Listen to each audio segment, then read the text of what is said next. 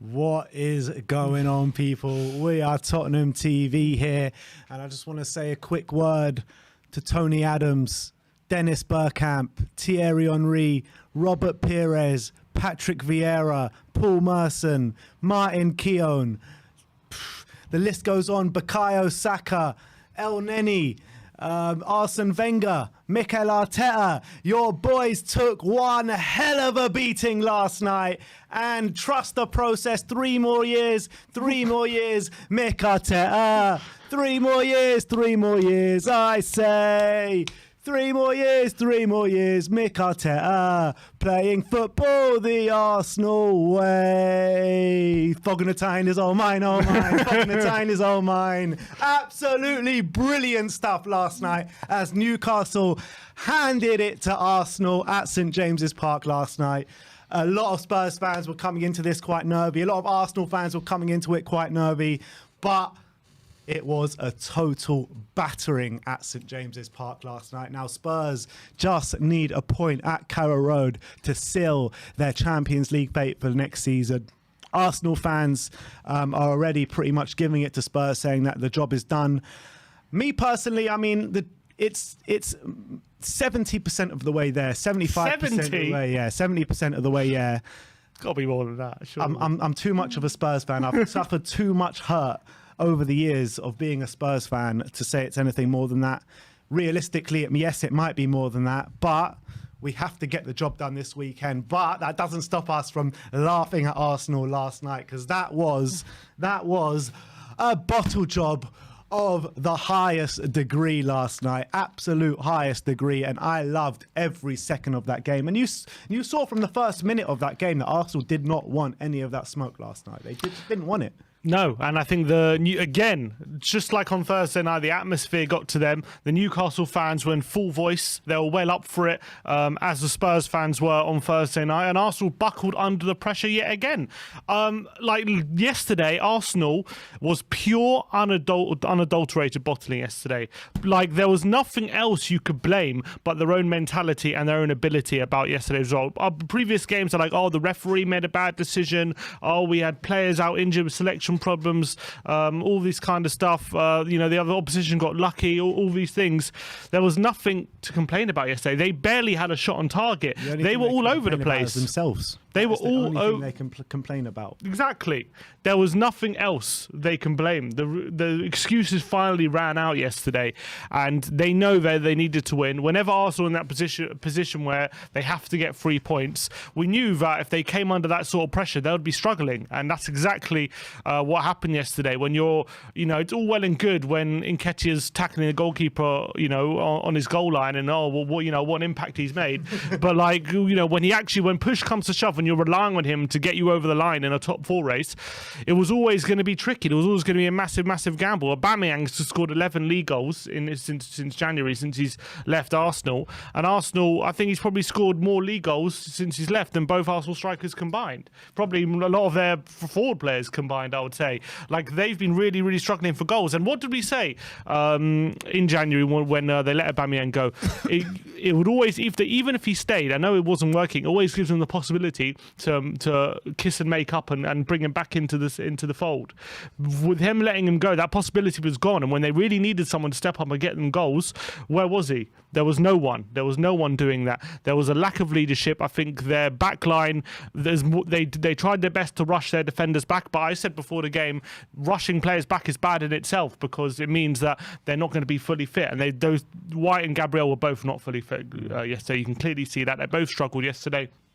The midfield completely buckled under the pressure from Bruno and Joe Linton. They completely bullied El Neni and Xhaka. Unbelievable. I mean, every time Newcastle lost the ball, they won it back within seconds. Yeah. The way that they played, how aggressive they were, hunting in packs. I thought they were absolutely brilliant yesterday, Newcastle. And I want to say big up to Newcastle Fans TV. Big up to Newcastle as a whole, and big up to all the fans in the stadium last night, because they created an absolute atmosphere for the team to really go on and strut their stuff, and it's unbelievable stuff. Yeah, and just talk on the game yesterday. First half, I really thought, to be honest, look, in terms of the whole game, Newcastle dominated it the whole game, 90 minutes. I can't remember even a single period Arsenal had where they were on top. I remember literally about 1 or 2 minutes where in the first half where I was thinking, Arsenal getting back into the game, but Newcastle grabbed it back pretty quickly. In terms of the first half, I was a bit worried because Newcastle was so on top and they didn't have too much much to show for. I think St. Maximin had a shot on the edge of the box, which Ramsdale saved. By the way, Ramsdale looked dodgy as fuck yesterday. He was so all over the place. He was nervy. His what was it? Bav said, "Oh, he's great at kicking." His kicking was terrible yesterday. He couldn't keep it in play. It was unbelievable. Every kick either went out of play or to a Newcastle player. He was absolute jelly legs yesterday. Got to him last night. There were balls coming in the box. He was dropping it. There were crosses. He was hitting it behind him and nearly scored an own goal when Ben White had to clear it just out off the line. He was horrific. But in terms of the first half, I thought Newcastle was so on top, but they didn't have too many clear-cut chances to show for it. And I was worried because I was thinking Arsenal couldn't be any worse in that second half than they were in the first half. And I was thinking, are Newcastle really going to keep... Because they were pressing intensely. I was like, can Newcastle really keep this up for a whole 90 minutes? And to be fair, maybe it's because Arsenal played on Thursday and they were a bit leggy because of that. But Newcastle in the second half upped their game, let alone, Arsenal couldn't get back in the game. Arsenal were even worse in the second half than they were in the first half. They could have scored more goals, Newcastle. Should last have. night. I mean, that effort that Callum Wilson had from about 35 yards out caught Ramsdale off his line. I mean, he proper caught Ramsdale cold, didn't he? And it just bended away in the last second. I mean, the kind of weight he got on that was absolutely perfect, Callum Wilson. And the best thing about it as well with Arsenal, when we talk about throwing it away, they literally threw it away with a foul throw. It was amazing. They literally got a foul throw from Tavares, and that led to the opening goal, which obviously Ben White put in his own net. And that was a culmination of, I think, he was being run ragged by Wilson the whole game. Tomiyasu had been forced off because, say, Maximin had put him in a pretzel throughout the whole game. He absolutely couldn't last 90 minutes. And Arsenal literally threw it away with the foul throw. And then it was 1-0, completely deserved. And then as soon as it went 1-0, you saw Arteta, he didn't know what to do. He started changing everything. He tried to get control back, but the thing is, Arsenal were completely getting dominated. Newcastle were the ones who were coming forward and looking to get the second goal. He then changes it to like a 3-5-2. He puts three. He takes off Gabriel. He makes it a back three of Cedric, Ben White, and Xhaka, I think it was. He put Martinelli at left wing back and Saka right wing back and put two up top. And even then, they still couldn't get an opportunity. It was all it did actually was it helped Newcastle because it just left them more and more space going the other way, and they couldn't put any patterns of play together. They looked completely disjointed. They looked far worse actually as soon as he made those changes. And it was only I remember I was saying to my friend as soon as those subs were made, I'll be amazed if Newcastle don't score another goal, and they did at the end. And it was poetic because it was Bruno who Arsenal were going after in January. Like, been going after him for a while. There was so much talk about Bruno Guimaraes to Arsenal. They ended up not spending the money the Newcastle decided to spend, and he ends up scoring the goal that probably is going to cost him a place in the Champions League. Absolutely. During the combined 11, we had a massive chat about Bukayo Saka, them saying he's their best player, he's so dangerous, he's this, he's that. No show at White Hart Lane. No show again at St James's Park when it really mattered. And the tears at the end, the tears from Granit Xhaka and the tears from Mikel Arteta. I got a bottle of them right here. In the post-match, I'll taste it. How sweet does it taste? How sweet does that taste? Oh, man. Beautiful. It must taste so sweet. But I think that those post-match interviews inject both of those into my veins because I loved every single second. Arteta didn't know where to turn after that game. He had no one to blame. That was the thing. He was trying to. I can't blame the ref. Do I call out my players right now? I don't know if that's the best thing to do. I don't know what to say. I don't know. But I think Granit Xhaka did his job for him to call out the players and call out his fellow teammates. And a bit of a contrast from a few days before the North London derby, you see Granit Xhaka driving away in his car and being like, we don't do, we talk, or we don't talk, we do. And they definitely didn't talk, and they definitely did do. And that doing was bottling. And I thought that was absolutely brilliant. I mean, the whole story around this whole thing is just unbelievable. and we just need to get this job done. And Conte won't let us not get this job done. Let's be honest. I'm certain of it. Look, it's now in our hands. We couldn't have wished for a better situation to be in. If there's one game that you would wish to play on the last ever season, only needing a draw, it's Norwich, who have been battered left, right, and centre ever since. Pretty much the whole season, to be honest. Wolves last time. Yeah, draw, didn't win though. No. So look, obviously they're going to try and end the season well, and they're going to try and give their fans something to cheer about. But at the end of the day, we're playing Norwich away, and they're bottom of the league for a reason. We have a massive advantage going into this game. There's absolutely no excuses why we shouldn't be confident. As much as, yeah, look, we lost 5-1 to Newcastle. We also beat Hull 7-1. People seem to forget that as well. Like, we can easily come up to this ground, and as long as we are playing at 100% and we don't have come with the right attitude that we can't just turn up a win and we actually have to fight for this win, as long as we're keeping that fighting mentality, which I'm sure, look, we have Antonio Conte at the helm. We're not going to take our eye off the ball. I'm sure of it. We have players like Kane and Son who are so focused. We have the new boys Kulusevski and Bentancur, who are so used to having that winner's mentality. And Romero potential playing as well. We'll have to wait and see about that, but there is a possibility he might be fit. Even if he's not, it doesn't matter. We have Sanchez. It's not a big issue for me. We have to make sure we get the job done. Obviously, I don't think we're going to go for a draw. I think we're going to obviously we're going to go get the victory away in Norwich, and we have to make sure that we win it with a plum. Early goal, settle the nerves, and take 3 points. And on my birthday as well. On your birthday as well, yeah. But what happens, hypothetically, if it's going into the last 20 minutes and it is 0-0? What's the game plan then? No, we still go for the goal. Unless Norwich really look like they're really going to score, so then you got to back down the hatches and say, look, whatever, got to just respect the opposition and say they're playing well today, and we got to just take the point. But I think if it's a case of we're dominating and we're camped down their half and it's 0-0 with 20 minutes to go, I don't think we let up on the pressure. We just got to try and get that goal. But if it is a situation where Norwich have just upped their game and we're struggling, then yeah, of course, you just got to do what you got to do. Yeah. The only thing that does slightly worry me is that there was a virus that hit the squad before the Burnley game. 4 players, including Hugo Lloris, Kulusevski, Galini, I don't know who the other player was. Yeah. If that spreads even further going into the last game, then that does concern me a bit. And you've got shades of what happened all those years ago with the lasagna, when we were ahead that day. But apart from that, I've got no worries about going to Norwich. I really don't. As much as, yeah, we've there's been situations before where we've bottled it and we haven't got the result we needed of the last of the season, especially against Arsenal. Has happened a couple times. But under Antonio Conte, you guys, we have to be confident. We have to be confident we're going to get the job done on Sunday night. And we couldn't have asked to be in a better position. We really could not. And Arsenal have really chucked it away. And, they were 6 points ahead and a game in hand not so long ago. And they've lost 6 of their last 11 games. 10 games ago, they were 6 points clear, and they've lost 6 out of their last 10. Yeah. It's unbelievable. 6 of 11. 6 of 11. Yeah. So that goes to show how bad, people were worried that Arsenal were going to carry on their form, for the rest of the season, but they just couldn't keep it up. And ultimately, what's done it for us is the consistency in the last 10 games. I know, we had a little dodgy period against Brighton and Brentford, but apart from that, we've been super consistent.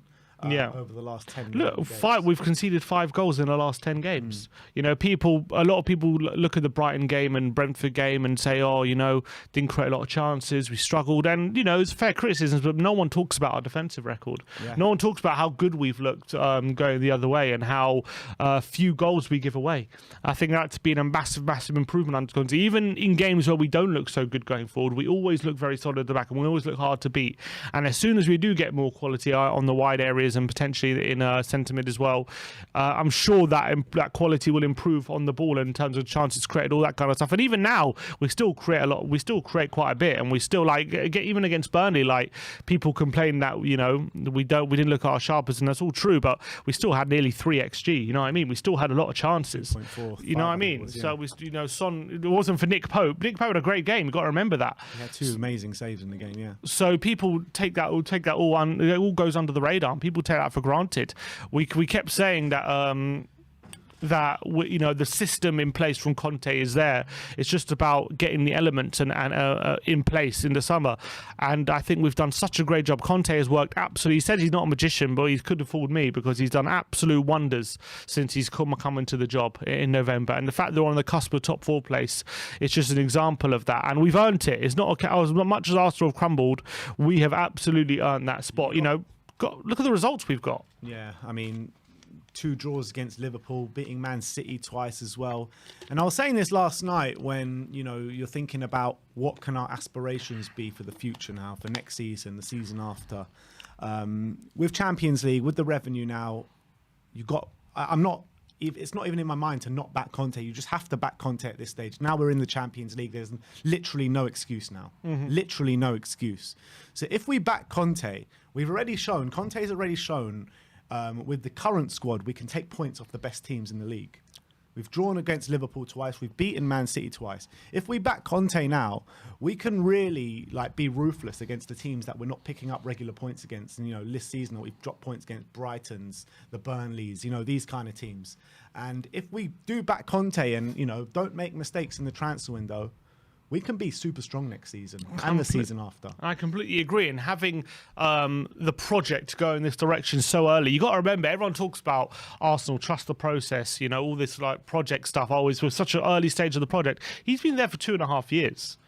He hasn't just come like Conte. He hasn't just been. Conte's literally been here 7 months, and we're all and are there. Arsenal talking about what an achievement is to be challenging for top 4. After 2.5 years of Arteta in charge. Yet we look like we're on the cusp of getting top 4 after 7 months of Conte in charge. At the beginning of the season, everyone was saying top 6 would have been great. So, look, I think the fact that we're getting top 4, we're getting in the Champions League, we're giving that extra motivation for Harry Kane and Heung-min Son to that they know we're going to be playing at Europe's top table again next season. We're giving Conte the assurance that hopefully we'll have that Champions League budget. And look, there's already a nucleus of a very solid team in terms of experience, in terms of we've got a good base and youth as well. And good youth as well. People go under the radar. I saw a tweet the other day from an Arsenal fan saying, Spurs are at the end of their cycle. Kane, Son, Lloris, all was like Kulusevski's 20, 21, 22. Romero's 23. Bentancur's only 24. Sessegnon's 22. We've got some young players in there as well. Yeah. We also got a lot of core. We just got to add some really good quality, especially in the wide areas. I think that's the main thing. If we can add serious quality in the wide areas, and we maybe add some good ability, like as Conte's been saying reportedly, a really good ball playing centre mid, like on the like a Jorginho or something. Then we're going to be so difficult to play against because we already have a very solid base at the back where we're difficult to score goals against. As soon as we get that extra quality to help out Kane, because we already got 2 world-class strikers there in Kane and Son. All we have to do is just help them along. And as soon as we get the quality around them, next season, man, there's so much to be excited about. I know Conte doesn't have a good record in the Champions League, but if we get the squad depth, there's no reason why we can't. Not saying challenge for the league and Champions League, but at least be confident that we can be very strong in both competitions. I think our aim for next season's got to be around the 3rd mark. Third in a trophy. That's got to be the aim for next season. It has to be. And, cast your mind back to January. At the end of January, when the transfer window slammed shut, we had a big call-in show. Everyone, including us, was saying 5 out of 10, 6 out of 10, this kind of stuff, these kind of numbers.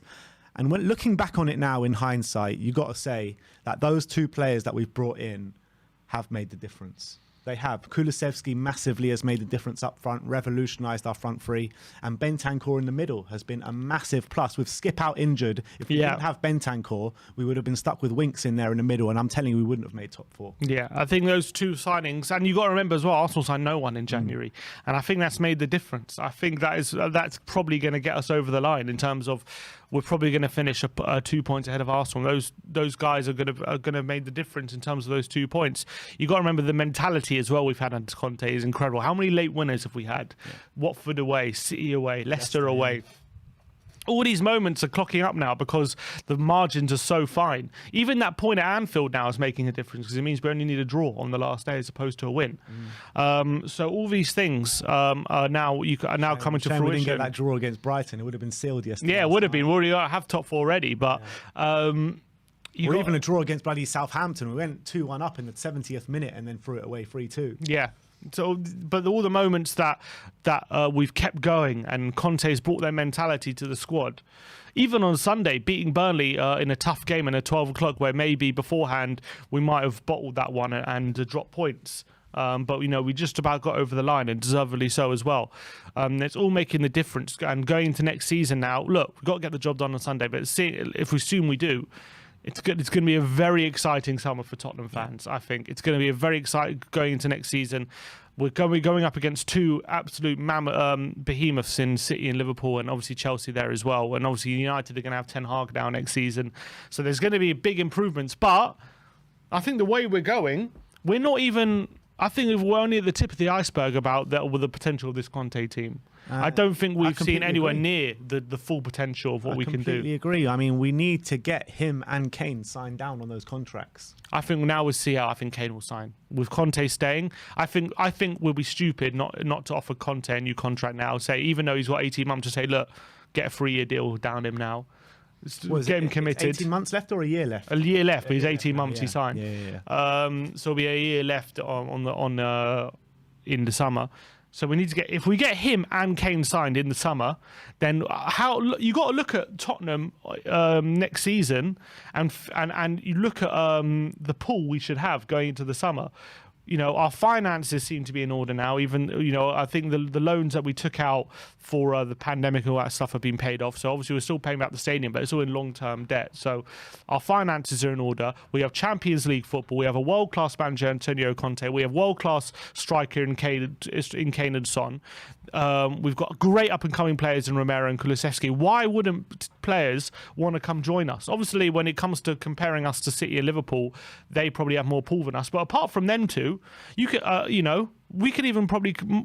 Maybe Chelsea can offer a bit more money, but there's no reason why we can't compete with them. Who knows if Chelsea can offer more money, by the way, this summer? We don't even know what their situation's going to be. Yeah, there's a lot of stuff going on with that takeover. Apparently, Roman and stuff don't let go, and there's a deadline at the end of this month. All right, so as of right now, we probably have the third biggest pool in the Premier League. Obviously United's sort of a massive club, but we're going to have a massive pool. Who wouldn't want to come play under Antonio Conte? So I think it's very, very exciting, the future. And compare that to Arsenal. I think Arsenal, it's gone under the radar as much as they were awful at the beginning of the season, 3 defeats. They finished 8th last season, so you could argue. I hate this narrative at Arsenal. We gave everyone a 9-point head start. I mean, 2 of those games were against teams they would never beat anyway. Exactly. So it doesn't make a difference. And they're the ones who lost it. That's their fault. But as much as you could argue there's been improvement, and from 8th to 5th, you definitely can argue there has been improvement. You just got to remember that they've had no European football this season. Apart from the last few weeks, they've had a very good luck with injuries. Just before that Thomas Partey injury, they've had very good luck with injuries. They've been very lucky that we didn't appoint Conte in the summer. We waited till November to appoint him. Obviously, United have been all over the place with Ole Gunnar Solskjaer getting sacked in November as well. So they've had all these things go in their favour, and they had a massive, massive opportunity to progress their project to get in Champions League. And I also think if they would have got Champions League football this season, that would have been massive for Arteta and the belief that gets within the squad. But the fact that we had one of our worst starts of the season in a long time, and all these kind of things, and we had all the circumstances surrounding that, and we had Conte coming in mid-season, and the players still had to get up to speed with how we wanted to play and all that kind of stuff, and we started that new project so late in the season, and all these things, and they still, after all that, finish below us with all the stuff going for them. I think that's got to sting. I think that's got to hurt, and that might have a negative impact for them going. I'm sure they're going to reinvest in the summer, and I'm sure they're going to sign some players. But when it comes to a player signing between Tottenham and Arsenal, we have the bigger pool now, and that's vital. I think it's a no-brainer now, the decision between Tottenham and Arsenal. And in terms of Arsenal, I mean, where does it leave them now? I mean, Arteta, 2 8th place finishes, 1 5th place finish now, albeit it is progression, but from where they were, it's got to be seen as a massive letdown for the club not to finish in the top 4 this year. And if they get off to a bad start next season, I think he's going to be sacked. Is there any manager, if even Pochettino, right? Obviously, I'm saying, is there any manager that Tottenham could appoint where we could not get top 4 for 3 seasons and he would still be in a job? No. Is there any manager in the world? No. I'm sorry, Mourinho got sacked for being above Arteta last season, right? I've said it consistently, right? I've said it absolutely consistently. Arteta would not have survived at any other top club in the Premier League with that record. Yeah. He wouldn't have survived at any other club. He wouldn't have survived at United, wouldn't have survived at Chelsea, definitely wouldn't have survived at Liverpool and Man City, and he wouldn't survive at Tottenham either. Emery did a better job now, confirmed. Yeah, of course. And you can't get away with that at a top club unless you're at Arsenal. You could argue Mourinho did a better job at Spurs than Arteta's done at Arsenal. Mourinho got sacked for being above Arteta last season. The only thing that he's got is he won that FA Cup. Yeah, he won the FA Cup 3 years ago. You can't keep living off that. Yeah. You know what I mean?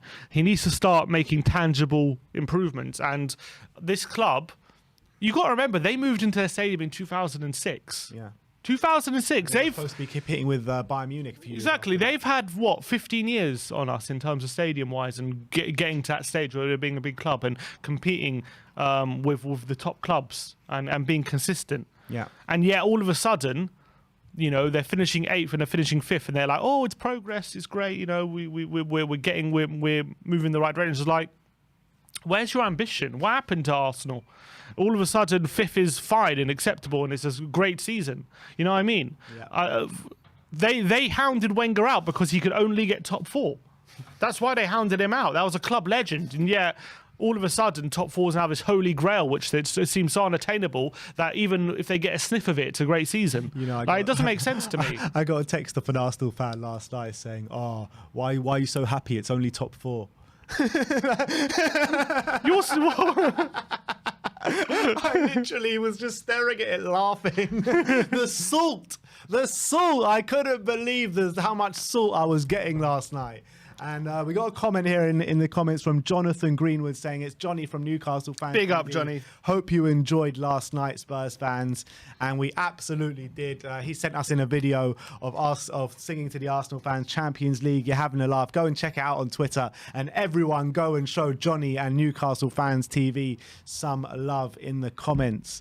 But yeah, in terms of where Arsenal go from here, I think if Arteta has a bad start to next season, they're in trouble. Yeah, I think they're in trouble, but I think he's in trouble because I don't know how he can justify staying in a job if it doesn't tangibly look like they're going to be in top 4 next season. Yeah. Well, I don't know what's the project then if they next season, because it's going to be tougher for them. I don't think it's going to be easier. The season next year. I really don't.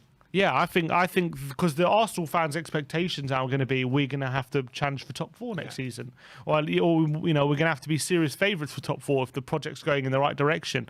And if by November, December time they're not at least seriously in the race for top 4, he has to be under serious pressure because where's the project going? Is the project another season out top 4? What's that going to look like next season?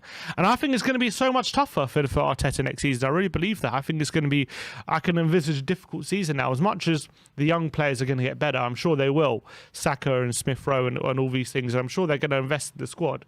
But they're not going to have the time on the training pitch they had this season. They don't understand the luxury they had this season with no European football. Sunday is going to be tough for them. It's going to be so difficult for Arsenal, and we'll see how they cope with it. But I envisage a tougher season, and he's going to be if they do have a bad start to the season, he's under serious pressure, and we'll see how they cope with that. But it's a very exciting day yesterday for all Tottenham fans, and it was a big day. It was a very big day in terms of our season. Literally, our season hinged on yesterday, pretty much, and thankfully it fell our way. So thank you very much, Arsenal. Thank you very much, Newcastle. We will move on now. So thank you, everyone, for watching that. We've got quite a lot of super chats to get through. Yeah, let's get through these super chats. Dark Sun G21 saying, "Gooners are us from last season, bottling top 4 at the end, bringing in quantities over quality, which killed their squad." beside Højbjerg, who survived, come on you Spurs. Do you think that's right, that they brought in quantity over quality in the summer, Arsenal? Well, I don't. No, I A don't. lot of the players that they brought in have been a success this season for them. Yeah, I think Ramsdale, Ben White, Tommy Tomiyasu have all had good spells. I wouldn't say they brought in quantity over quality. I think they brought in pretty good youngsters, but I don't think.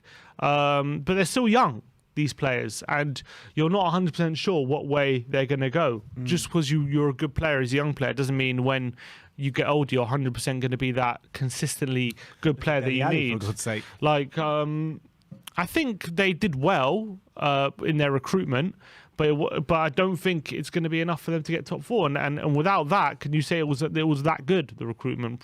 Probably not. Especially, they probably didn't get in the areas they desperately needed. With the amount they spended as well. Premier League's top spenders. Yeah, and that definitely counts against them. Well, like, for example, Ramsdale, like, he had a great start to the season, but I think he's shown his true colours second half of the season. I really don't believe he's been that great. I think he's fallen off. I think his standards have dropped off dramatically in the second half of the season. Tomiyasu got roasted last night. You know what I mean? So as much as he's had a pretty good start to life at Arsenal, is he really going to be, for example, in 2 years' time, we're going to be looking at Tomiyasu as their starting right back? I can't say that for certainty. Ben White, they signed for 50 million. I think he's also a good player, but is he a player who's going to be starting for England? You know what I mean? Is he at that level? We're just not. There's no certainty about that right now. As much as he's been good, so I think they've done well, but still question marks. I think. Yeah. The hate man with a super chat, super sticker with a winking face says, thank you very much for that. Keshav is saying, Kobe Bryant, in quotation marks, the job's not finished. Let's batter Norwich to secure the spot. Hopefully a few Son goals to get that golden boot. Do you back him to get the golden boot this weekend, Sammy? I do. I think Salah's got 2 games, though. He does, but I don't know if he's going to be out for any of them because he went off injured. And he hasn't looked good anyway, even when he has played recently, Salah. And Son has Norwich away. He will score in that game, I'm certain, at least 1 goal. I'm certain of that. So I think I'm backing Son to get the golden boot right now. He can score a hat-trick. Why not? Wolves 5, big up, says, rocking all over the world. I like it, I like it, I like it, I like it, I like it, la la la la, here we go. Arsenal bottled to top 4.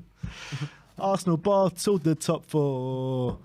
All right. Dark Sun G21 with the super chat saying, no way we'll lose to Norwich. Their team goal is 23. Son scored 2 less than their entire team. Look what happens when Gooners aren't gifted goals. And that's exactly what I've been saying over the past month. Like when Arsenal went on that little run, I kept saying they've been lucky, they've been gifting goals, they've been gifted goals. They were. Let's see what happens when they come up, when they're not gifted goals. And that's what happened. Yeah, they struggled. I'm telling you, in those games where they've been gifted goals, maybe 1 or 2 of the games they've been played all right in then. But majority, they've actually been playing like that. And they haven't been playing well. They've been, somewhat solid at the back when they have taken the lead after those gifted goals, but they haven't been playing well. No, and we've seen when they've gone behind how brittle they are. They've won 1 game all season when they've conceded first. They've lost the majority of their games. So it's very important, the first goal for Arsenal, and it's clearly shown in their results. And I think they've been definitely, especially against Leeds, tackling the keeper, against Chelsea, against Man United, how much luck they had in that game as well. They were getting very, very fortunate. All those things fell their way, and all of a sudden, when those things stopped going their way, you saw how difficult it was for them to impact games. And I also think that there was a massive hangover for them yesterday from Thursday. I really believe that. I think we mentally, I shat on them. Yeah, I really believe that, and I think serious doubts crept in after that defeat on Thursday, especially after the atmosphere and after the way Conte completely schooled them, and the way as well. What I think worked against them massively is that victim mentality they had after the game. Oh, the referee's fault. I think and Arteta internalized it. You can clearly see it. I think Arteta really believed it, that the ref was to blame and all that kind of stuff, and there was all those things that were against him, when actually you had to look closer to home, really what was at fault. And I think that victim mentality cost them dearly going into the game on Monday night. Gary Neville put it perfectly last night on Sky Sports. He said that Arsenal were brutalised by 60,000 Spurs fans on Thursday night. And that's exactly what happened. And there was a massive hangout, and they couldn't recover in time going to this game. And look, they were shocking. I think that game, one of their worst of the season. That if not the yesterday. worst. It was terrible. If not the worst. Canberk, I'm not going to try and pronounce that surname, but 13 months, I remember, big up Canberk, and he says, Arsenal get battered everywhere they go. Arsenal get battered everywhere they go. Everywhere they go. And another one from Dark Sunji 21, big up, and they say we should thank Ollie for giving us Conte.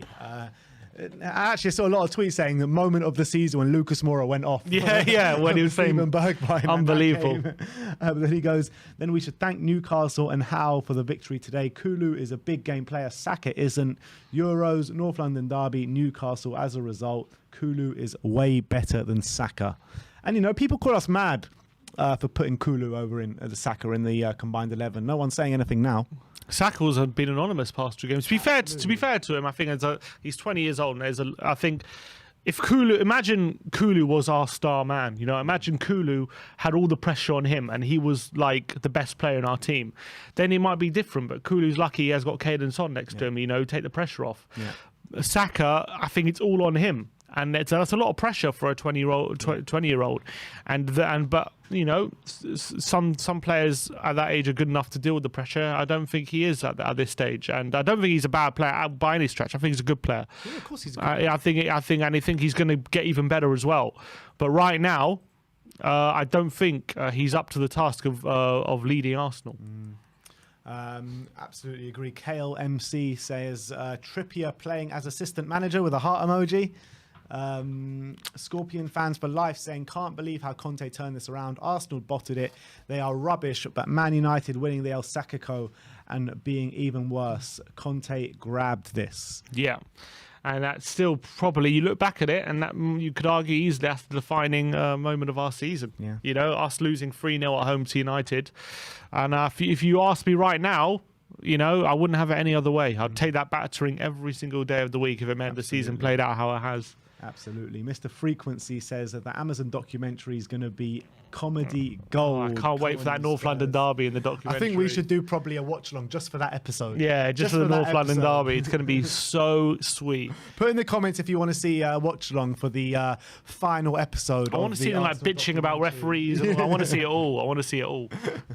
Ben Kaufman, big up Ben for 10 months, says we got to be on the front foot this weekend, lads. Come on, you Spurs. Absolutely spot on. Yeah, we got to go into that game against Norwich just fully believing that we're going to win the game and have the confidence. We know we have the team. We know we have the players. We have the manager.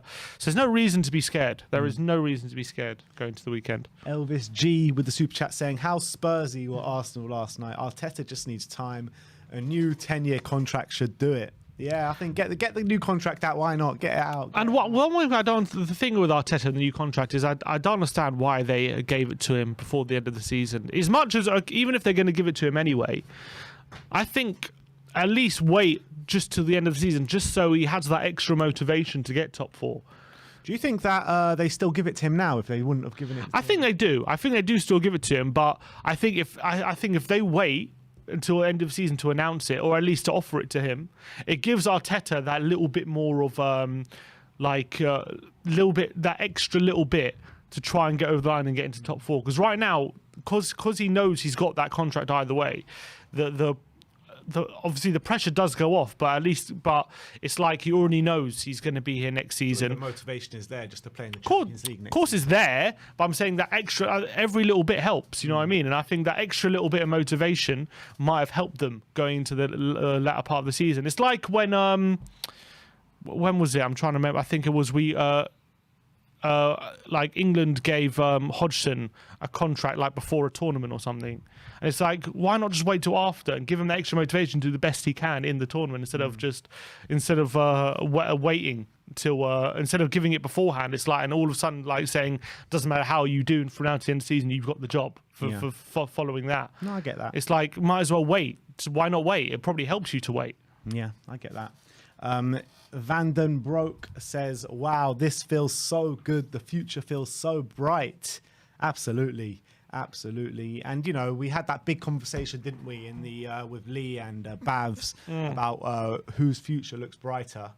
And they couldn't believe that we said Tottenham. They couldn't believe it. I mean, they were like, what are you talking about? They were so shocked that we even entertained the conversation of Tottenham having a bigger future.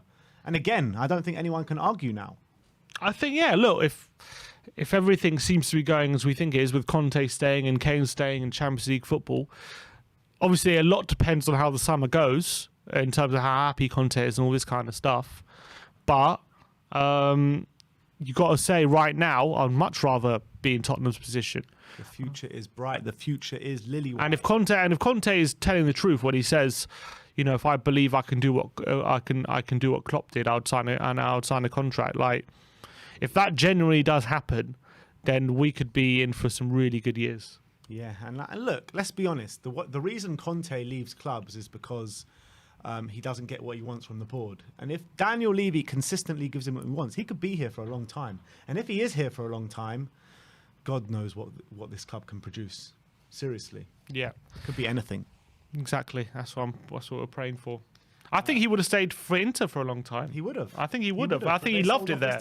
I think he loved it there at Inter Milan. And he would have stayed at Chelsea as well. And it was just circumstances that... But Chelsea's different because Chelsea, they're such a political club, you know what I mean? They're like, no manager usually lasts very long there, you know what I mean? It's not just a Conte problem. So I wouldn't even consider that. But Inter, I think he did so well there. The fans loved him, the players loved him, and I think he would have stayed there. He seemed like he loved it there. Yeah, and it was just extenuating circumstances that led him to leave. But I feel like he's got something similar now at Tottenham than he did at Inter. I feel like everyone's pulling behind him. Everyone has full belief in him, and he's got really good players there, like he did with Martinez and Lukaku. He's got that with Kane and Son now. It's imperative to keep this guy happy. It's 100%. imperative. It's like literally the key part of the cog. Has Cooks Turkish says Conte has been the difference between us and them. Yeah, I think the main difference has been him. I agree. Andrew Mason says we need to put our foot on the throat this weekend and get Sonny the golden boot. He's been so important for this squad and he deserves it. Gary Neville giving Sonny his player of the season. Would you go as far and say that? I don't know if he's been the best player in the league, but I definitely believe he deserves a nomination for Player of the Year, 100%. I think gone under the radar that he's actually battling for Golden Boot, which is a really, really impressive feat. I think off the back of last season as well, where he got, what was it, 17 league goals, and you're thinking, can he get even better than that? And now he's proven that he can, and hopefully he goes from strength to strength next season as well. I think he deserves a shout. I don't know if I would actually give him the actual award, but he definitely... Salah, De Bruyne? It's been between those three, isn't it? Yeah, it probably is. I'll probably give it to...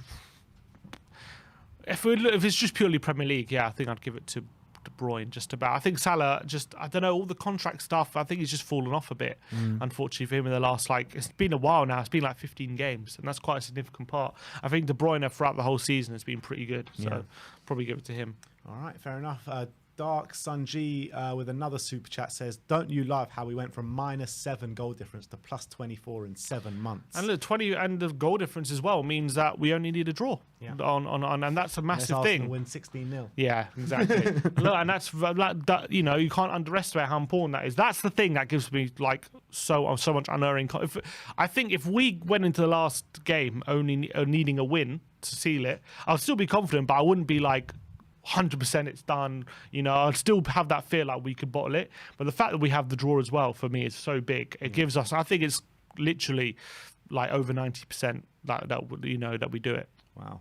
Perchy, big up Perchy in the comments, says Leicester away is the difference to 4th and 5th, by the way. Yeah, you can point to Leicester, you can point to City, you can point to Watford, all these moments where we kept going and stuck by it. Didn't we do it twice against Watford, 1-0 in the last minute or 1-0 late on? No, the Or first it one just was one? no, just the first one. The one at home wasn't last minute, but Right. the one away was Sanchez. Sanchez scored the goal last yeah. minute. Well, when that free kick went through, wasn't that like in the last 20 minutes or something? That was first half. Oh, it was first half.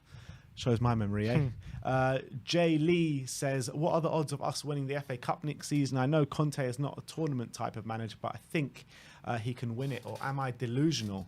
I don't think you're delusional. He's got a fairly good record, or a very good record in the FA Cup, doesn't he? Yeah, except for with us, but with Chelsea, he won it and he got to the final the other year as well. So he has got a good record. Look, the only thing you would have to say is usually he doesn't have a very good record in Champions League. But let's hope we can change that with us. Michael Hellman, member for 8 months, big up, says, absolutely buzzing. My cousin and I flew in for our first North London derby and the Burnley game to be rewarded by the Arsenal blunder on our return. Wow. Come on, you Spurs. Absolutely love that. It's just been a brilliant few days for Tottenham fans. really Winning the has. North London derby and Arsenal In that actually, manner as well, with that atmosphere. It's just been amazing. And then Arsenal actually bottling it the next game as well. And actually, actually tangible difference. Everyone said, the Arsenal fans were saying, it doesn't matter we lost the derby because if we win our next 2 games, it doesn't matter. Well, it matters. No, but you know what? They were saying it, and I could see in their faces. I couldn't believe they didn't believe it. They didn't I could see they didn't believe it. They didn't believe it. They were just saying it to keep face. Yeah. 100%. Will Stewart with the super chat saying, 13 months, lads. The maths doesn't lie. Top 4 is nearly ours. Let's go. Big up, Will Stewart. RRK says, I'm worried about how much Levy will back Conte, aren't we all? We need a few reinforcements, and with paying around 80 million for Romero and Kulu, and with Ndombele seeming to find difficult to unload. These are all things to be concerned about. Yeah, Romano did say that it's pretty much a done deal now, that they are going to sign for 80 million euros for the pair, which is an unbelievable deal. Same price as Maguire. Same price as Maguire. Pepe was 72 million. You know what I mean? So, I mean, for those players of those 2 qualities, sign both of them for 80 million euros. Unbelievable business. It really is. Yeah. Murder Dem with the super chat saying Arsenal's Amazon documentary will be gold. It most certainly will. El Dante with the super chat saying bottled it. The Spurs go marching into the Champions League. Glory, glory, Tottenham Hotspur.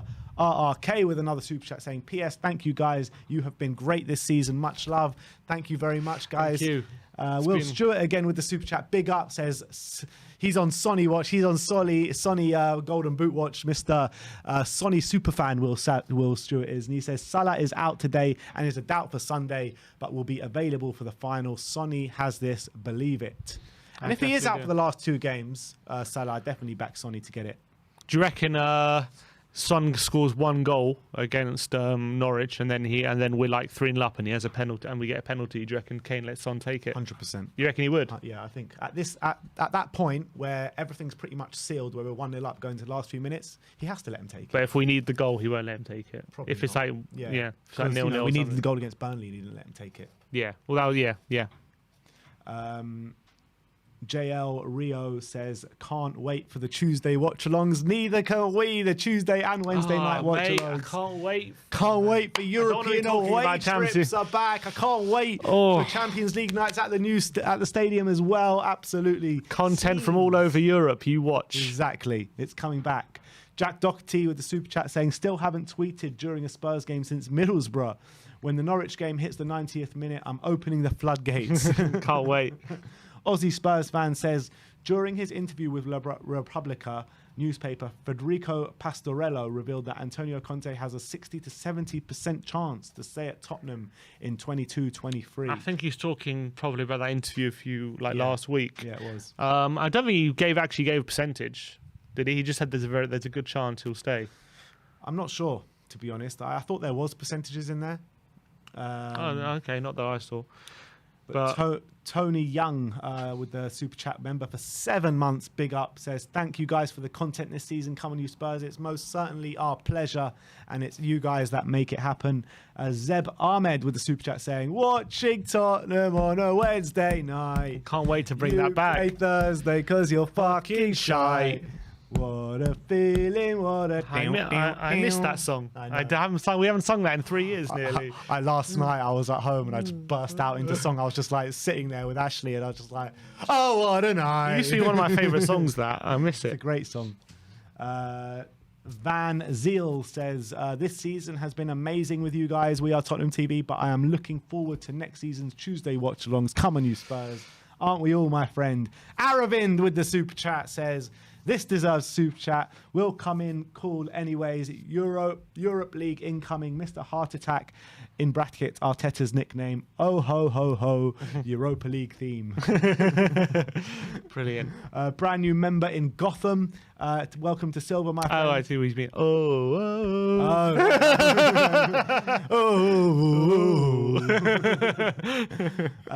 Franco with the super chat saying, Hugo has been brilliant for Spurs this season. Come on, you Spurs. He most certainly has. Yeah, that's gone under the radar, however, what a good season he's had. And obviously, he's got the new contract. So that shows that the club appreciate what he's done this season. But we're going to have him for, what is it, next season? No, he's gone over 2 years. 2 years. He signed 2 years in January, didn't he? So he's got, so is it another 2, so it's another 2 years from summer or 1 year? I guess it's 2 years from the summer, yeah. Maybe he signed 2 and a bit years. Maybe it's 2 seasons, 2 extra seasons. Anyway, I think it shows the club appreciate him. Contract be running out halfway through the season. Yeah, it wouldn't, yeah. So I think, yeah, it's appreciated, and I think he's been brilliant. I think he's done such a great job this season. He's been I think he's been the most underrated keeper this season in the Premier League. Agreed. Callum W with the super chat saying, it's not done yet, lads. One more push, come on, you Spurs. And that's completely right. It's not done yet, but we definitely have 1 foot through the door now. If you don't have 1 foot in these circumstances, you never do have 1 foot in it. Yeah. You know what I mean? Completely agree. But anyway, let's move on and let's go and see how Twitter reacted to the Arsenal loss last night with some absolute golden content doing the rounds. So let's take it away. Well, I don't even need what's called audio for this. Just watching the meltdowns at Troops is absolutely fantastic. He's been a big Arteta out, but he started to back him. But he looks like he's starting to pay for that now, which is absolutely fantastic. Paul O'Keefe says the much maligned point at Anfield now means Tottenham only need a draw at Norwich on the last day instead of having to go to win. And that's a fair point. I thought, last few minutes of that game, we were settling for a point, and maybe we should have gone on to win. Or to be fair, we nearly did score in the last minute, but that draw means a lot. Liverpool away. That draw in the end means that we only need a draw on the final day, and that could be the difference. Yeah, which at that point, I left the stadium quite dejected because we didn't get the win, and we thought we could have got the win, but that point's looking good at the moment. Yeah, looking very good. This is brilliant. Tottenham's liked tweets yesterday. They liked the Arsenal tweeting defeat at St James's Park. Absolutely fantastic. Documentary of the century says FTBL was all or nothing. Everyone's looking forward to that. Can't look. I saw one where they there's a car alarm going off outside, but I saw where someone crossed out the all and just had nothing. Brilliant. Terry Fluid says Mikel Arteta has lost 32% of his Premier League games, which is which Arteta ranks in between Solskjaer and Big Sam in terms of percentage of losses. He does lose a lot of games. They've lost 26 games over the last 2 seasons. That's mad. That's 26. Crazy. That's crazy amount of games. The account Are Arsenal at it again says yes enormously. Since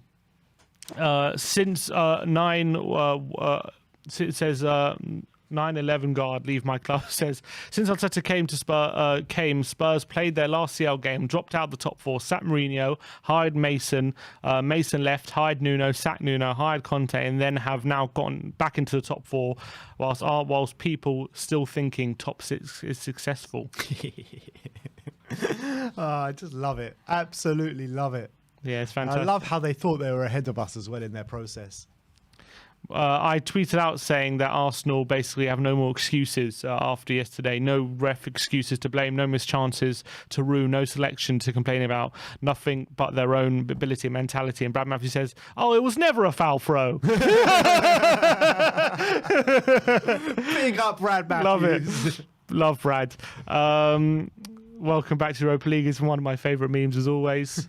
Absolutely fantastic stuff. Bring it back. Arsenal crumble, says Michael Hamilton. Fantastic. So is this going to be our 6th year in a row above Arsenal? This will be year number 6, yeah. Year number 6. I mean, before they know it, it's going to be 10 years. Hopefully. Hopefully. It's going to be 10 years. As long as Conte's here, they won't finish above us, that's for sure.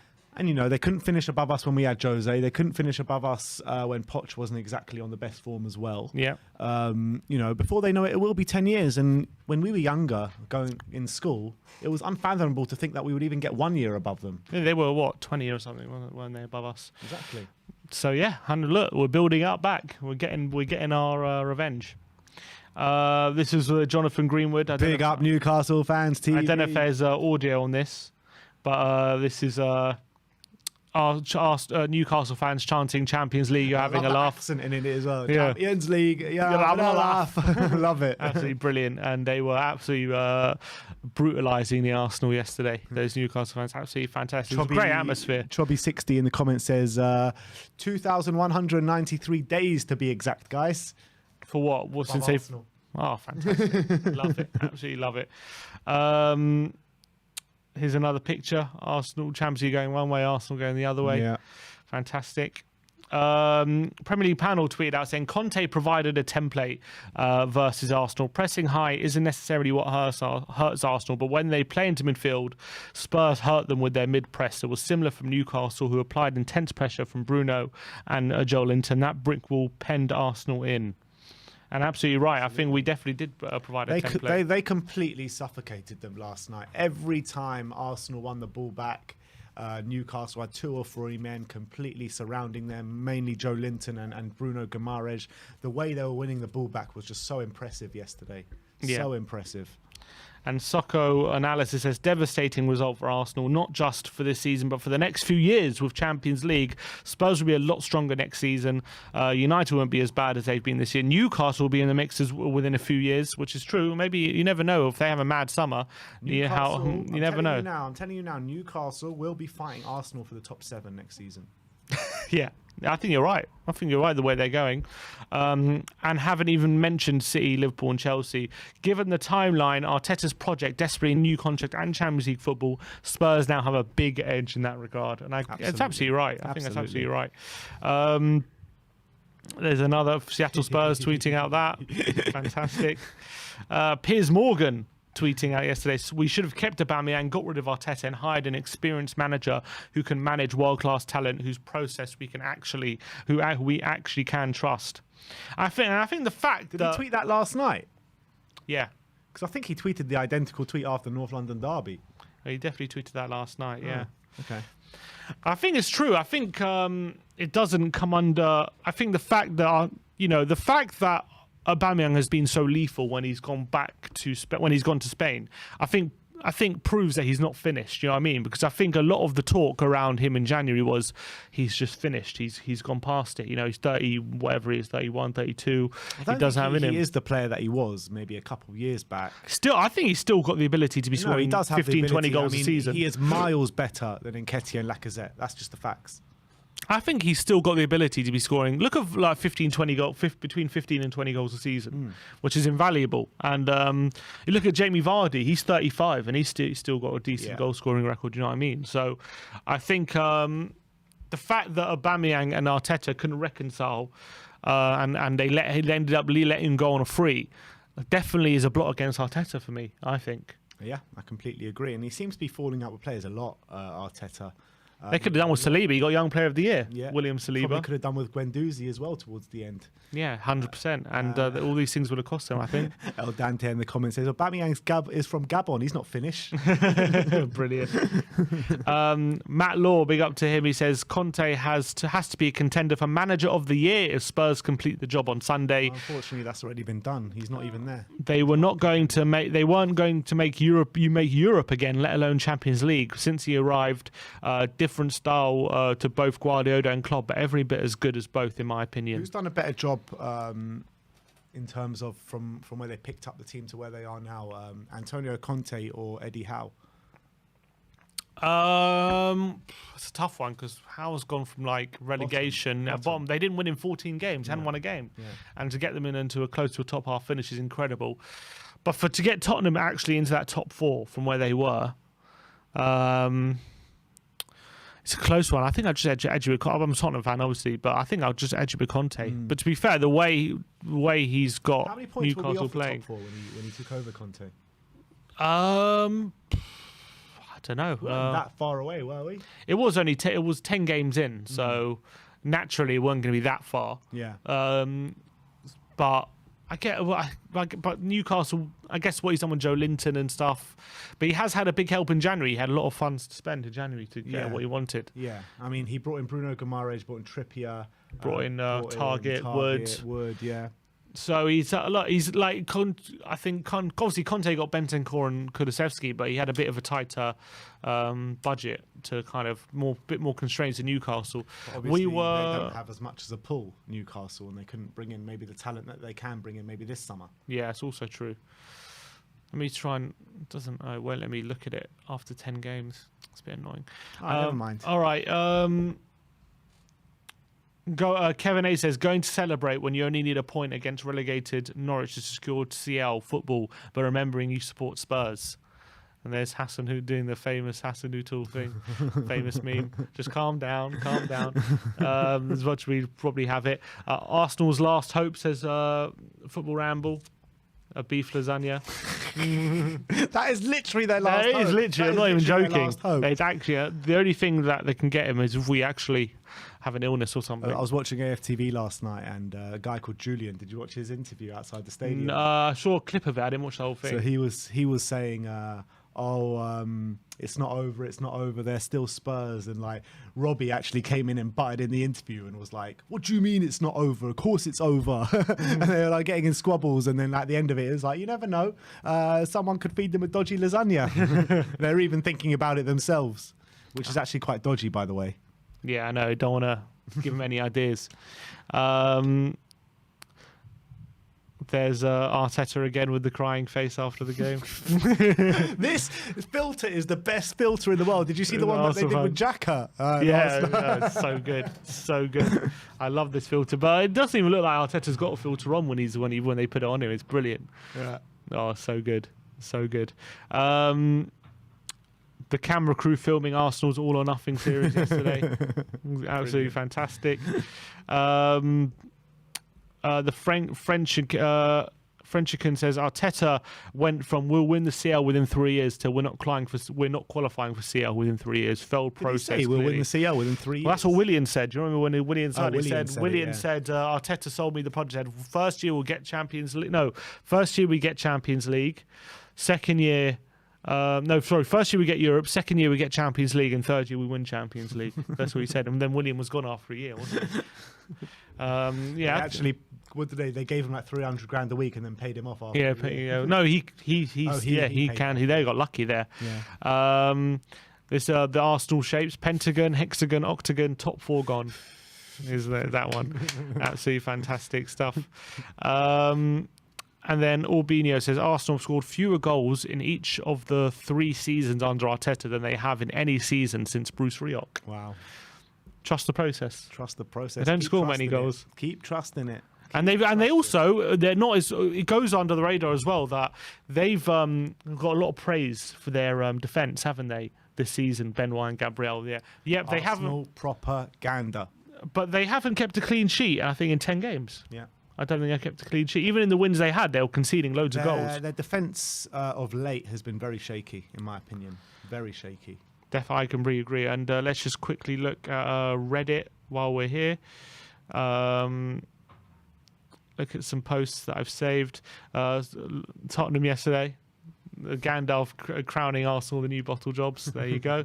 I think you can ask if they've been crowned that a while ago because last few seasons they've had some capitulations. They have big time, and Spurs have as well. But I think the actual term Spursy is more relevant for Arsenal these days than it is for Tottenham. I agree. I completely agree with that. Here's Tottenham fans' last few days. They got the North London derby. Gotta love Vince McMahon. Tottenham being Burnley, then Arsenal losing to Newcastle, and then realising you got the all or nothing as well after. Absolutely brilliant. That's literally seems like me in the past week. This is the Champions League lift. You got City and Liverpool entering. Wait for it. This is quite funny. I thought this video. You got Spurs and then Chelsea coming in after. haven't you? You got the Arsenal fan. Close the lift. But actually, when these Love new it. rules come in, Arsenal would have actually got Champions League in this situation, wouldn't they? Yes. So it's actually like in the future, it's going to make it so much easier to get Champions League. If Top in five, if pretty much, if an English team gets to the semis, right? Yeah, if it's not technically like that straight. It's just about the coefficient. But if in terms of how this would have worked in 5 of the last 6 years, 5th place would have got a Champions League spot in England. And So like, due to the nature of the Premier League and how strong the Premier League clubs are, it's probably not going to change much. yeah. But we'll see. I mean, Barcelona still needs to finish 5th. You know what I mean? I know. It's going to be what it's going to mean is it's going to get tougher to finish 5th. That's what it means. Yeah. Because that is going to be even more competition. But yeah, that's it for now from social media. I guess we'll start taking callers. Is anyone there in the back end? All right, let's move on. Let's go to some super chats just before we bring on some guests. Alvin Blocks says, thank you so much for all the content this season and to the regulars, Jory, Aravind, Daigle, Bob Spur, John Cooper, DK, Josh, Irish, and of course you guys. Love it. Come on, you Spurs. Thank you so much, Alvin, and thank you for your support for all the years, throughout the years. Lazy8 says, how arsey were Arsenal last night? They were extremely arsey. Actually, extremely. Johnny says, Conte in the mix with the best ever managers for us. I would actually go as far to say as best Premier League manager in the Premier League era for us, for sure. Potentially, well, you could say he's probably the most high-profile manager we've ever appointed. I think that's without doubt. Well, I mean, in terms of profile, you could argue Mourinho, but yeah, but Mourinho was like at the latter stage of his career. Yeah, but he's still at a higher profile. But in terms of actual quality manager, definitely no argument. Conte's the best we've ever had. Johnny again saying Conte in the mix for one of our best managers recently. Same thing, really. And Blaze N420 says, I love you guys. Always a blast watching. Come on, you Spurs. Big up to you, mate. Big up. All right, And Dark Sanji as well. Did you do that last one? I love how Xhaka blamed 4 players in his interview by hinting their back number with age. However, all 4 of them probably played way better than him. And Neil Smith as well saying Arsenal hoping Chelsea get banned to get the top 4. Oh, I guess that is still a possibility. That is, wouldn't completely rule out just yet. Yeah. And Gary Neville's just tweeted saying, cancelling that North London derby game has cost Arsenal. They had not recovered at all from Thursday, and had this loss happened early in the season, they would have been clear of it. That's a good point. And on top of that, no matter how many Arsenal players were out, we were shot to pieces at that time, and I genuinely believe they would have beaten us, whatever team they put out. I don't know if they would have beaten us, but I don't think I don't think we would have won. I reckon it probably would have been a draw. It would have been a draw or an Arsenal win. I don't think we would have won. Yeah, I agree with that. And also, it wasn't just we were shot to pieces. We were very early in the Conte process. We hadn't quite got to grips with how we we had wanted. like Sanchez, Tanganga. Yeah, well, exactly. We We're losing to Chelsea quite comfortably at that stage. We hadn't quite the Conte effect hadn't been in full flow yet. Not at all. So Yeah. I don't think we would have beaten them. No, I agree. All right, let's go to our first caller of the day. Freshly shaved head. Brilliant. We are Tottenham team. The lucky charm on his chest. Let's bring him on. Yes, Mr. Daigle, how are you? Your football dreams can come true is all I can say. Before we start talking, I need you to can you hear the Arsenal sing? No. Can you hear the Arsenal sing? No. Can you hear the Arsenal sing? Because I can't hear a fucking thing. Whoa. Fucking bastards and all the Arsenal people. They're so stupid. Arsenal fans are so dumb. They come onto your channel to say 0 trophies when they've just blown top 4. This is how stupid they are. I'll tell you what, Brian. Over the past week, the chat has been infiltrated by gooners saying that we're not going to get top 4. Even after the derby, they were saying, oh, it's still in our hands. We still got 2 games to do it. Where are they now? Where are you? Well, exactly. Where are you? But the stupid ones, the clever ones have left, but the stupid ones have come in and said 0 trophies. Well, you're the ones that said top 4 is a trophy. So work that one out, you dumb bints. But yes, what a wonderful day. You watched it yesterday, Brian? The St James's. Hell yes, I did. And so tell me what you were thinking while you were watching the game. Well, I came on with Ben and Rez yesterday, Sim. It's good to see you back, buddy. Thank you. And I even said yesterday 2-0 was my prediction. And do you know what? I started watching it, and from the second Ramsdale misjudged that back pass and had a heavy touch, was like, right, that's it. And St James's Park is just a cauldron of noise, always has been when it's jumped up. And they were just brilliant. They were brilliant. I just wish Callum Wilson's goal had gone in, because that would have been a thing of beauty as well. And to only have 2 defenders at one point, what idiots. It's just a thing of pure beauty. What a week. What a week it's been. Absolutely. In your mind, is it completely sealed now? Or is there still something in the back of your mind thinking, God, here we go? In the words of Stevie Wonder, signed, sealed, delivered. Signed, sealed, delivered. Signed, sealed, delivered. It's ours. It really is. It's just the one thing is it has cost me. I had a bet on with Bob. Someone put a super chat in when I was on the Irish Hotspurs channel saying, be like Bob, don't be like Brian. Some words like that. And I made a bet with Bob that if we got top 4, I will buy 100 T-shirts with that slogan, and we will donate all money to when we sell them. Donate all money to the NHS and the hospital Bob was in. So very good. When did you make this bet? At what stage? This was, I think, after Brighton or Brentford, one of the 2. Right. So as we know, I'm a man of my word, and that will be done. Yeah, amazing. I thought you were about to say you're getting a Bob Spur TV tattoo. No. I've learned my lesson with that. I may be able to get Tottenham on tour one on here, because I had a bet with Brian Ireland, that we won't top 4. It's funny you mentioned that. Well, funny I mentioned the tattoo thing, because if you're watching, whoever said it to me, because I don't know your name, I can't really remember what you look like, but someone came up to me in number 8. I think it was before the Arsenal game. Someone came up to me in number 8 and they said to me, if we get top 4, I'm getting a We Are Tottenham TV tattoo. So whoever you are, show your face. We were looking for you. There you go. But yeah, what a wonderful evening. I mean, I must admit, when the first goal went in, and it was great to see our third top goal scorer, our own goal chipping with one, wasn't it? So that was fantastic. I think I can't remember yelling that loud for any other goal apart from Tottenham. Probably since the Euros with England. It was a thing of beauty. And then the second one, and then obviously doing all the rounds. And I literally sent every single Arsenal fan I know in my WhatsApp, in my contact list, just a gif of Ant and Deck dancing with no word.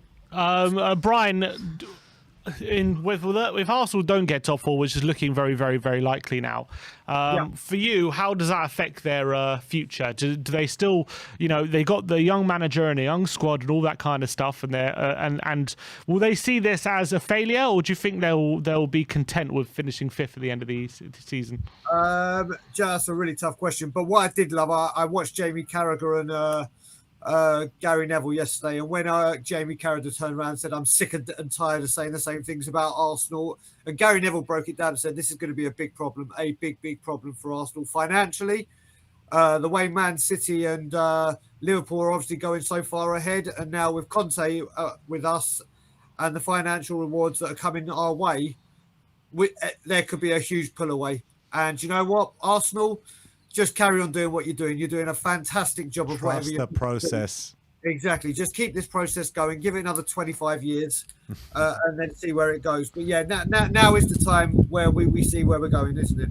Yes. What's going on with Gary Neville a bit recently? He seems to have a bit of a hard-on for Spurs in the last few weeks. What's going on over there?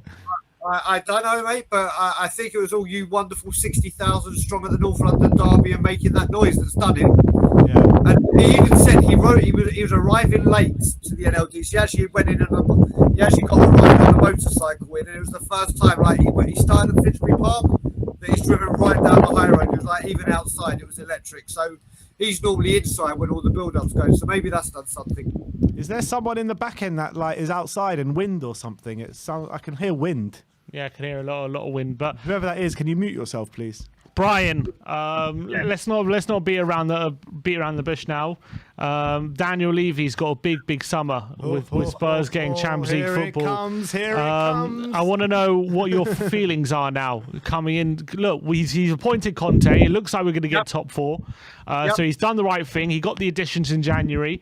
How big of a summer is it for you and for the hierarchy? It's ginormous, isn't it? It's absolutely ginormous. I tweeted just whilst you were on as well. I said, listen, look, Man City have gone and made a huge statement and signed Haaland. Liverpool have gone and signed that guy from Fulham. Villa have signed Coutinho, all during this part of the season. We had our season ticket money in early, so don't go saying money ain't there. Start making moves. Top four is all but done. Start making your moves now. There is no excuses. And as everyone else has said, he has backed himself into such a big corner, or a tight corner, shall I say, that he's got no wiggle room. He has got absolutely no wiggle room.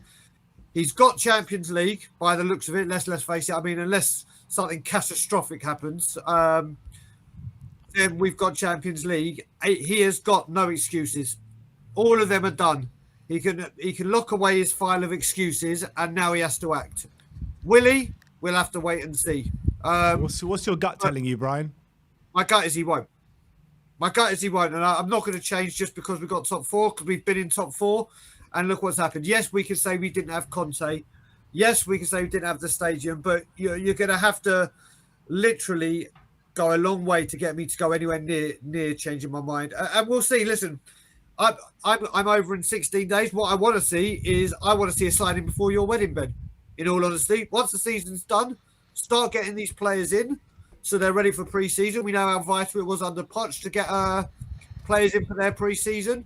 It's vital Conte gets them in, so he gets to get them up to his level of fitness, his understanding of the way the game should be played, into his mentality, into his philosophy. So when we start the season, we can go literally all guns blazing and reach for the stars and hopefully get, like you said, mate, if everything goes our way this summer, then third in a trophy is minimum. Absolute minimum. Absolutely. And I think third will be done.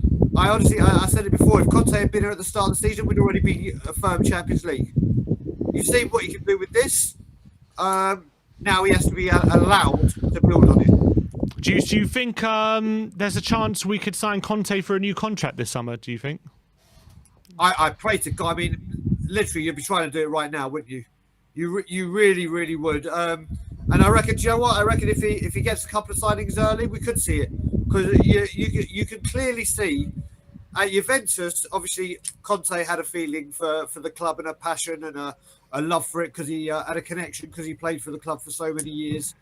You could genuinely see the connection he has with the Spurs fans. You can genuinely see the love he has for this club.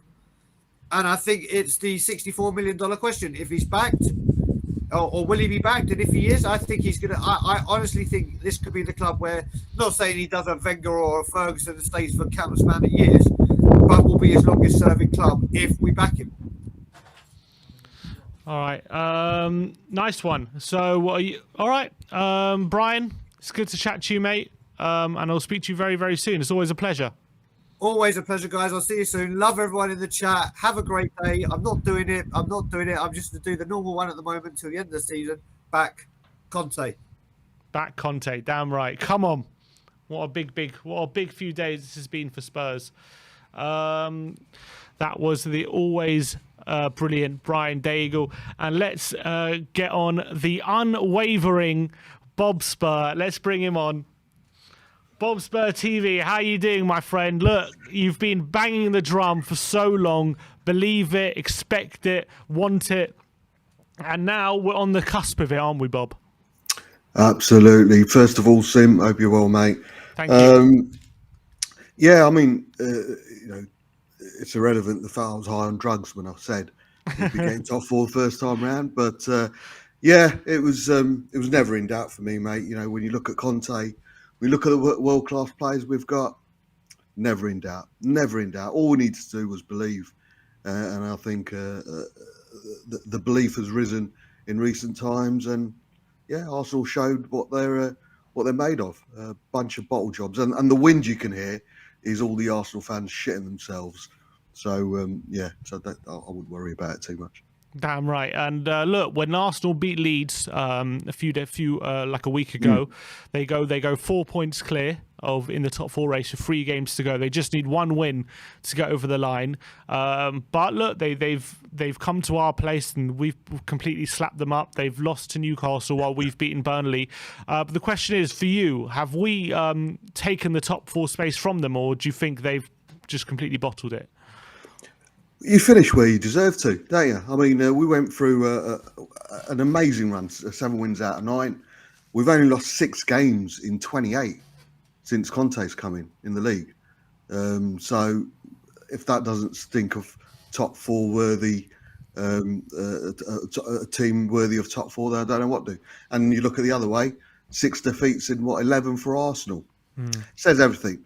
So it feels like Arsenal have lost it. But we've accumulated the points when we've needed to, and we've finished where we deserve to. We're so much better. We're so much better, and Gary Neville's spot on. You could see what when they were lining up before kickoff, they just didn't have it in them. And I put to you, if Spurs had performed like that, the way Arsenal did last night in a game of such importance, we would have been livid. There was no fight there whatsoever. Never for 1 minute they showed any fight. And in a way, I'm so glad that they lost. But that was surprising, man. That was surprising. But then you look back to Thursday, and we had their pants down, and Newcastle just washed them yesterday. How much of an impact did you feel that Thursday's win had on last night? Loads, mate, loads. The fans, big up to all the fans who were there. The performance. The fact it was a thrashing, and they went into another cauldron straight away. They just didn't have the bottle, man. I've never seen a bigger bottle job the way they performed yesterday. It was like I say, there was nothing there. And you've seen some bottle jobs in your time, Bob. Yeah, even including that, Ben. Even including all the times we've let's just say fallen short. Yeah. I thought last night, man, they just didn't turn up whatsoever, and it was absolutely me, Rez and Kim watched the game yesterday, and it was a thing of beauty, man, a thing of beauty. It really was. Bob, you've been quite consistent in what you've been saying, over the last a long time now, probably since you got out of the coma, pretty much. You've been saying, top 4's ours, top 4's ours, top 4's ours. Now it looks like it is going to be ours. What do you think the trajectory of the club is going to be now? Do you think Levy does back Conte this summer? I don't want to put a downer on things, man. I've been consistent with us getting top 4, and I believe all the positive energy, my love of the club, it should be where it is right now. That's where all the energy should be.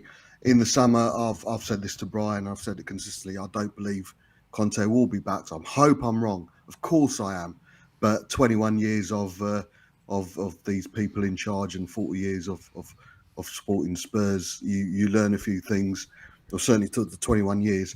I'll be very, very, very surprised if Conte's backed. We're hoping for a domino effect, aren't we? With Conte coming in, we qualify.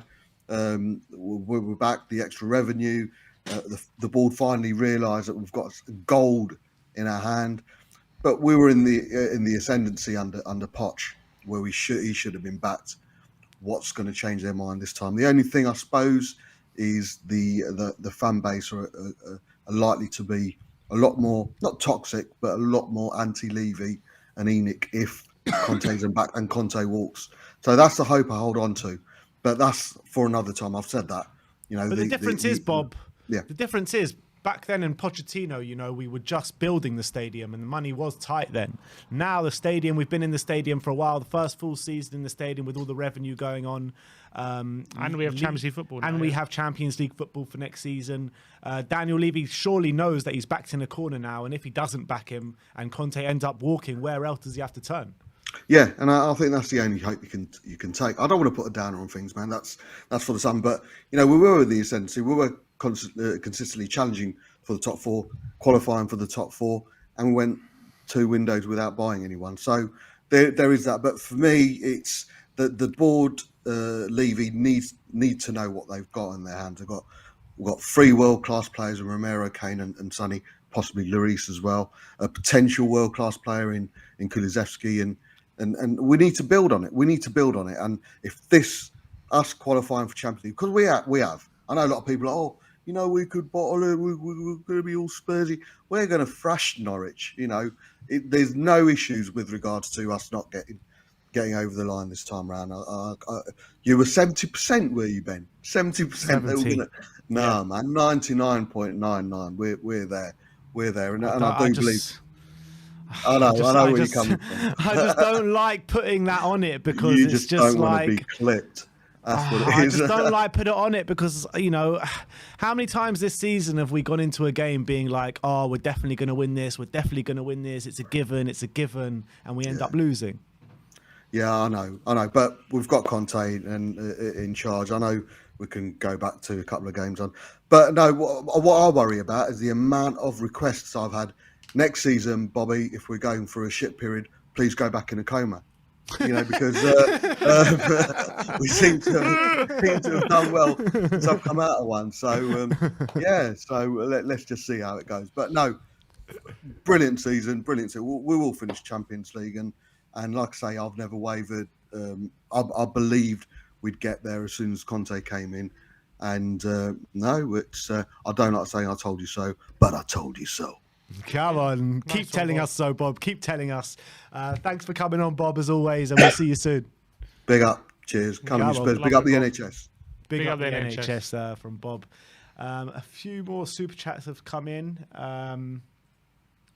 One from Gustavo, just saying, come on, you Spurs, big up. One from Faz Radfar saying, a team with 13 defeats doesn't deserve Champions League football. How many defeats are we on this season? 11.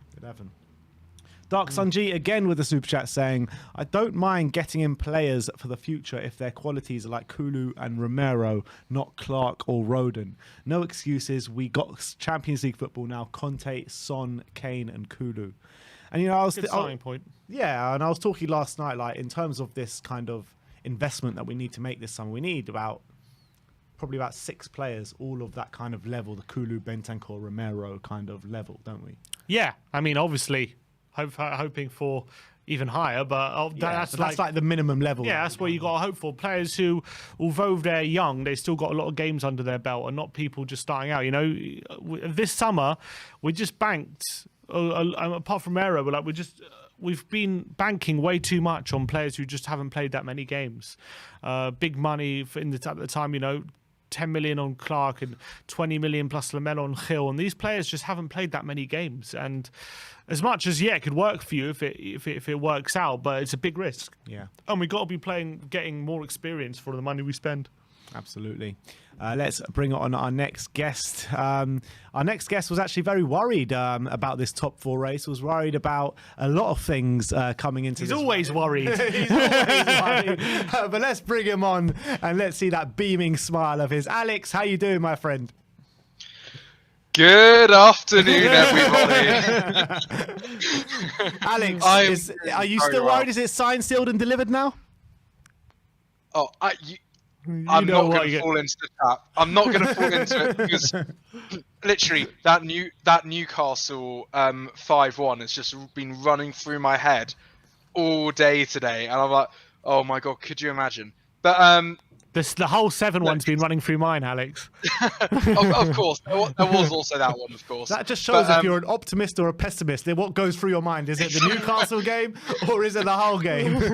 I just found it funny how Norwich was trending on Twitter last night, and all the Spurs fans were just saying it would be so Tottenham. But you know what? I think really, if they drew last night and we required the win, I'd be a bit more worried. It's because we know we only have to draw that game. That actually, it's I wouldn't say it's a formality, not by any stretch, but it's definitely something which it should be done. It should be done. What would you put the percentages down? Sim says 99.9%. I didn't say that. I said overnight. I said about 95%. 95%. I say 70%. Where'd you put it? I'd go 70, 75. I reckon. Probably more the 75 range. So we're both which is quite optimistic for me. That's optimistic for me. Yeah, I know. Yeah, but I'm thinking of, I don't know, I'd do a watch party with some people or something for that game because I don't want to be stressed out just watching your own TV and oh god, Tune I into don't the know. watch along, mate. Tune into the watch I along. will. The only Oh, place to be, mate. 100%. Oh, you guys doing watching or going? We'll be at the game, but there will be a watch along here with Rez and Josh Nice. King, I believe. Nice. No, I'll definitely tune into that. But it's interesting though because now I think a lot of people's attention. I mean, you were just talking about it with Bob Spur about how attention turns to the summer, doesn't it? Even now, and how big of a summer this is going to be for Tottenham Hotspur as a club. Really showing, do we have the guts and the financial capacity to execute Conte's vision, really? And that's what we're going to have to find out. I think, if I'm gonna assume we are going to finish in the Champions League place for obvious reasons. If that happens, Conte's going to stay. You'd assume, unless talks are disastrous between the club. But you'd imagine it would all be hugs and high fives all round, really. I think we're going to spend a lot of money this summer. Personally, a lot of money. And before we get into the summer, I want to know what your thoughts on the last few days as a Tottenham fan, and maybe from an Arsenal perspective as well. Like, what do you think's gone on the last few days? Ever since Arsenal beat Leeds, they were 4 points clear with 3 games to go. They just needed 1 win, really, to get that top 4 position. So do you think they've just shat the bed in the last couple games? I think it was us. That 3-0 defeat on Thursday night. I just did it, didn't it? It's hard to put your finger on exactly what it was. Was it the fans? Was it the performance? Probably everything all together. That Thursday night has just derailed their season completely. And it's funny that because this Thursday night is derailed this season, and their Thursday night football is going to derail them next season as well. Watching Tottenham on a Wednesday night, love it. I can't wait for that chance to come back. Look. It's interesting because I know a lot of Arsenal fans have been talking about expectations, and in football, expectation. I mean, no one had us in their top 4 at the start of the season, and you can understand why, because we had Nuno as manager. Things weren't going great. The Kane situation, everything that was happening at the beginning of the season. We sacked him, got a new manager in. Expectations change. It's just the same with Arteta. You can't. I actually think it's really. It's all these Arsenal fans go, well, 5th place is good, whatever. We were 6 points behind and they had also had a game in hand at one point. Expectations change. You should be expected to finish above Tottenham, and they've completely bottled it. Yeah, and absolutely. I think a huge part of that is down to how we played against them on Thursday, but also what everyone else has been talking about. The experience of their squad is such a young squad. That's kind of fair enough, but they still have characters in that squad like El Neni, Xhaka, Partey. And Ben White's an experienced centre back as well. Gabriel, he's been there for a few. So. Yes, well, maybe up front they're very lacking, and at the same time, remember, it was their choice to get rid of Aubameyang. It was completely their choice, and he's obviously quite an old striker, and he would have had tons of experience. So and in the end, you guys were talking about it earlier. I think this January was really the difference because my word, we pulled off some great signings there. Hindsight shows, doesn't it? Absolutely. So, look, all around the last couple of. Well, last 4 or 5 days have just been incredible, honestly. And I really think that going just back to the Burnley game, in the stadium, those last 5-10 minutes were tense in that stadium. People around me were going, "They're gonna get one, aren't they?" And I felt this isn't a shot at previous managers or anything. It's just how things were under them. I think if Mourinho was our manager there, it's 1-1 that we conceded late win. Because if you remember, the amount of late winners we conceded under Mourinho were ridiculous. I think fitness has been key in that because Mourinho quite, evidently didn't work them on fitness. He expected them to do it themselves, where Conte is drilling in the fitness to them every day. And I think the fitness has been a key part of that. 100%. You've seen some there's photos on Twitter about Harry Kane. Take Yeah. those of going assault, I guess, angles, whatever. But yeah, I mean, everyone looks fitter since those days. Yeah. And we've just got to look to the future now and just really, it's tough. But we have to end the trophy hoodoo. It just has to end soon, doesn't it? Like, it is getting. I mean, what Kane said, what was it, 4 or 5 years ago now, about if he didn't have a couple of trophies in a few years, he'd be disappointed. Yeah. It is getting, and I really hope, and I'm reasonably optimistic that next season it will end finally. Do you think how big of an opportunity do you think this summer is going to be for us to get the players in that we need? Yeah, just to in terms of like accelerating the project, having Conte as our manager and all these kind of things, and Kane staying. Do you think this is going to be a massive opportunity to actually make that next step that we've been so lacking to do over the past few years? Yeah, and I actually do have confidence in the club that they will do that. I do. I know we have been let down quite a few times in the past with promises. I remember there was an article, 2018 season, when it was 150 million war chest for Pochettino from the Evening Standard. I seem to recall an article like that, and we end up spending nothing. But I do think Tottenham and the management there know they have struck gold with Conte. We have undoubtedly our most high profile and best manager in the Premier League era for us, undoubtedly. Yeah. So if not ever. Yeah, absolutely. Yeah, he's up there with the in terms of league manager, like with the Klopps and Pep for me. Yeah. No, I agree. Really what he's achieved. So yeah, look, it is now or never. Conte won't, if he isn't backed, if he doesn't feel like he's backed, we will know about it, I'm sure. Yeah, definitely. Because his people like to speak, as we've found out in the past few weeks, maybe. Who knows? That's all true. But yeah, look, it's been a surreal few days, really. And to all those Arsenal fans, what was it? Troops posted, screenshot this, we're gonna get top 4, stuff like that. Love to see it. Just love to see it. Yeah, I'm just so happy. I just hope it isn't finished yet. Let's finish up against Norwich on the weekend. We're praying that we do. And let's get Son the Golden Boot while we're at it as well. Absolutely. That'd be Alex, nice. Yeah. Thanks for coming on, my friend, and we'll see you soon. No, thanks so much, guys. Thank you. Up the Spurs. Nice one. Come on, on. Spurs. Nice one, Alex. Big up Alex Samuels. Very happy Alex today, which is great to see. Let's move on and let's talk to Mikey. How you doing, Hey, Mikey? guys. You all right? I'm all good. How are you? Yeah, can't You seem happy, complain Mikey. today. The sun is shining. The weather is sweet. Tottenham are 2 points clear in the top 4, and there's one game to go. How are you feeling about the game last night? Did you watch it? I did not get the chance to watch it because I have university assignments galore at the moment, but I did manage to get Priorities, man. Come on.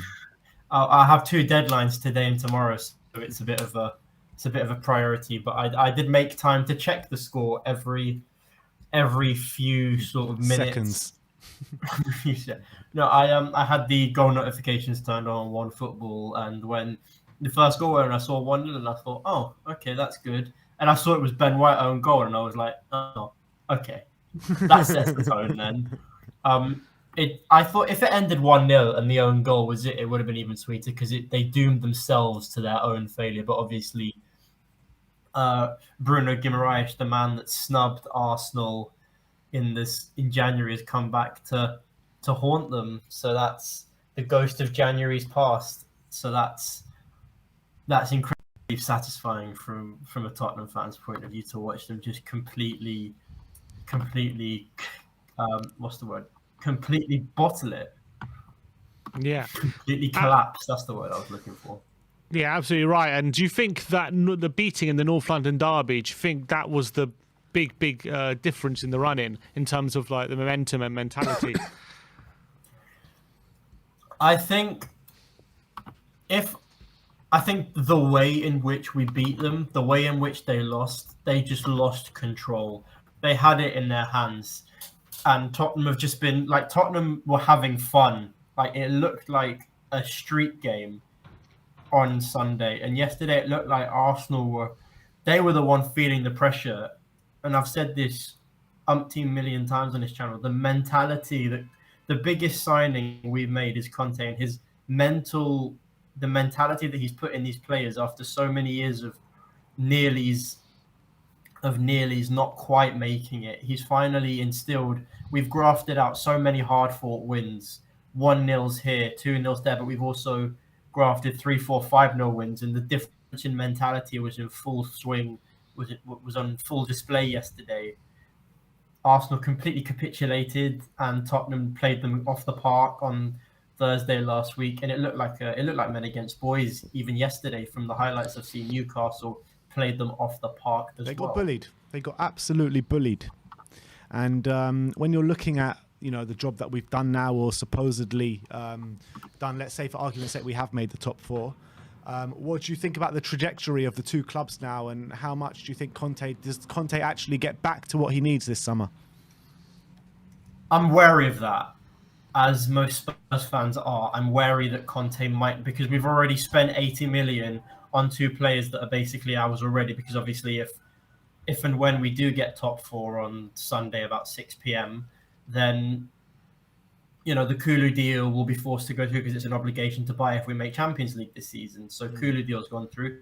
Romero was an obligation to buy from the start. So that's 80 million gone, and I'm wary that he was promised a 200 million war chest or whatever the reports were a few months ago. I'm wary that 80 million might come out of that war chest rather than pre-arranged finances that we had saved. The thing is, Mikey, with that 80 million, we don't know how the deal's actually structured. So we don't know like what the payment plan is or anything like that. It could be a deal. Yeah, it could be that. It could be. And with Paratici and Daniel Levy at the helm, I wouldn't put it past them to do that. No, that's definitely a good point. It's definitely a good point. And I think that if it is structured like that, we have more money available. The people that are making the point that we've gone through transfer windows without spending before, I think it's different now in the sense that first of all, it's post-pandemic. So obviously spending has been significantly reduced over the past couple of years due to the financial impact of that. But also before that, we had a £1 billion stadium that we had to build. And obviously money is tight around this club usually, but when you're building arguably the most modern stadium in the Premier League, Brentford notwithstanding, then you're not going to have as much money to play with. But I think now with the bonus money that Champions League qualification brings, I think it's an extra 15-20 million just for qualifying, let alone progress in the competition next season. It'll be a huge boost. I mean, we were 6 points behind them and they had a game in hand. They could have been 9 points ahead. They just lost control. They don't have that cutting edge mentality. I'm not saying Tottenham do, because we've had some sloppy results as well. You look at Brighton, you look at sort of other games that we've had this season under Southampton, Wolves, Burnley, etc. We've had our own moments, but they've been few and far between. Like we had that run in January, maybe that was the longest run, but apart from that, it's been an isolated game here, an isolated game there. Arsenal's has been just in the wrong moments, and I don't want to call it unlucky because they've been shit, but I do think that there's a sense in this club that we're going places more than Arsenal are. And I know and I'm going to quote James Allcott here, I'm going to say something's happening here. Damn right, I think it is. And look, we've got a big opportunity now this summer, don't we? And how important is it that we take this opportunity and make the most of having Conte here? With the way the league is shaping up to be next season, you can't guarantee a place in the top 4. This is a huge opportunity for us because we've been severely helped by rivals around us being weakened. Because on paper, you'd say Man United have a stronger squad than us. Ronaldo, Sancho, Fernandes, Pogba. Not saying they've been great this season. Ronaldo obviously has, but apart from that, on paper at least, you say we don't have the 4th best squad in the Premier League, nor do we have the 4th best anything. Well, maybe striker. We have the best striker in the league, but aside from that, you look. We've got the best left winger in the league as well. Best manager. No, that's top 3 managers in the league. Top 3 manager, best goalkeeper. No, I think genuinely that this is a huge opportunity because we've been severely. I'm not saying it's been lucky. Again, we've earned our right to be here. Far am I to take it away from the players who've earned the right for Tottenham to be in the top 4, but I do think that we've been helped at least by a bit of fortune when it comes to the teams around us. You know, Leicester were sniffing around top 4 last season, and they've been nowhere near this season, so that's opened up a gap. West Ham have been sort of the same as they were, but they were focusing on Europe. The only team that, like, even we had Conference League. If anyone had the advantage, it was Arsenal. No European games, knocked out of cup competitions. I think they got knocked out the FA Cup pretty early by Nottingham Forest. Obviously went to the semis of the Carabao Cup where we got knocked out as well. They faced a rampant Liverpool team, so I can kind of see that. But if anyone was going to be fortunate, it would have been Arsenal. They had no European games. They had less fixture list, and we still ended up, Norwich result pending, finishing above them. Yeah, and that's got to be that's a huge taken opportunity for us, but it's a huge missed opportunity for them because it's only going to get more competitive. Wolves have looked like a decent team at times this season. Newcastle are going places. West Ham are still, they made it to the semi-final to the Europa League. That's no mean feat. Arsenal did it a couple of years back, I think, but that's no mean feat for West Ham. So it's going to only get more competitive, and for us to have guaranteed a place in that top 4 is absolutely massive for us. It will boost the players' confidences. It will mean Harry Kane can finally see that after 2 years of being out in the wilderness, there's finally a project at this club again. But for God's sake, tie Conte down. Absolutely. Mikey, thanks for coming on today, my friend, and we shall speak to you soon. Come on, nice one, Mikey. We'll speak to you in a bit.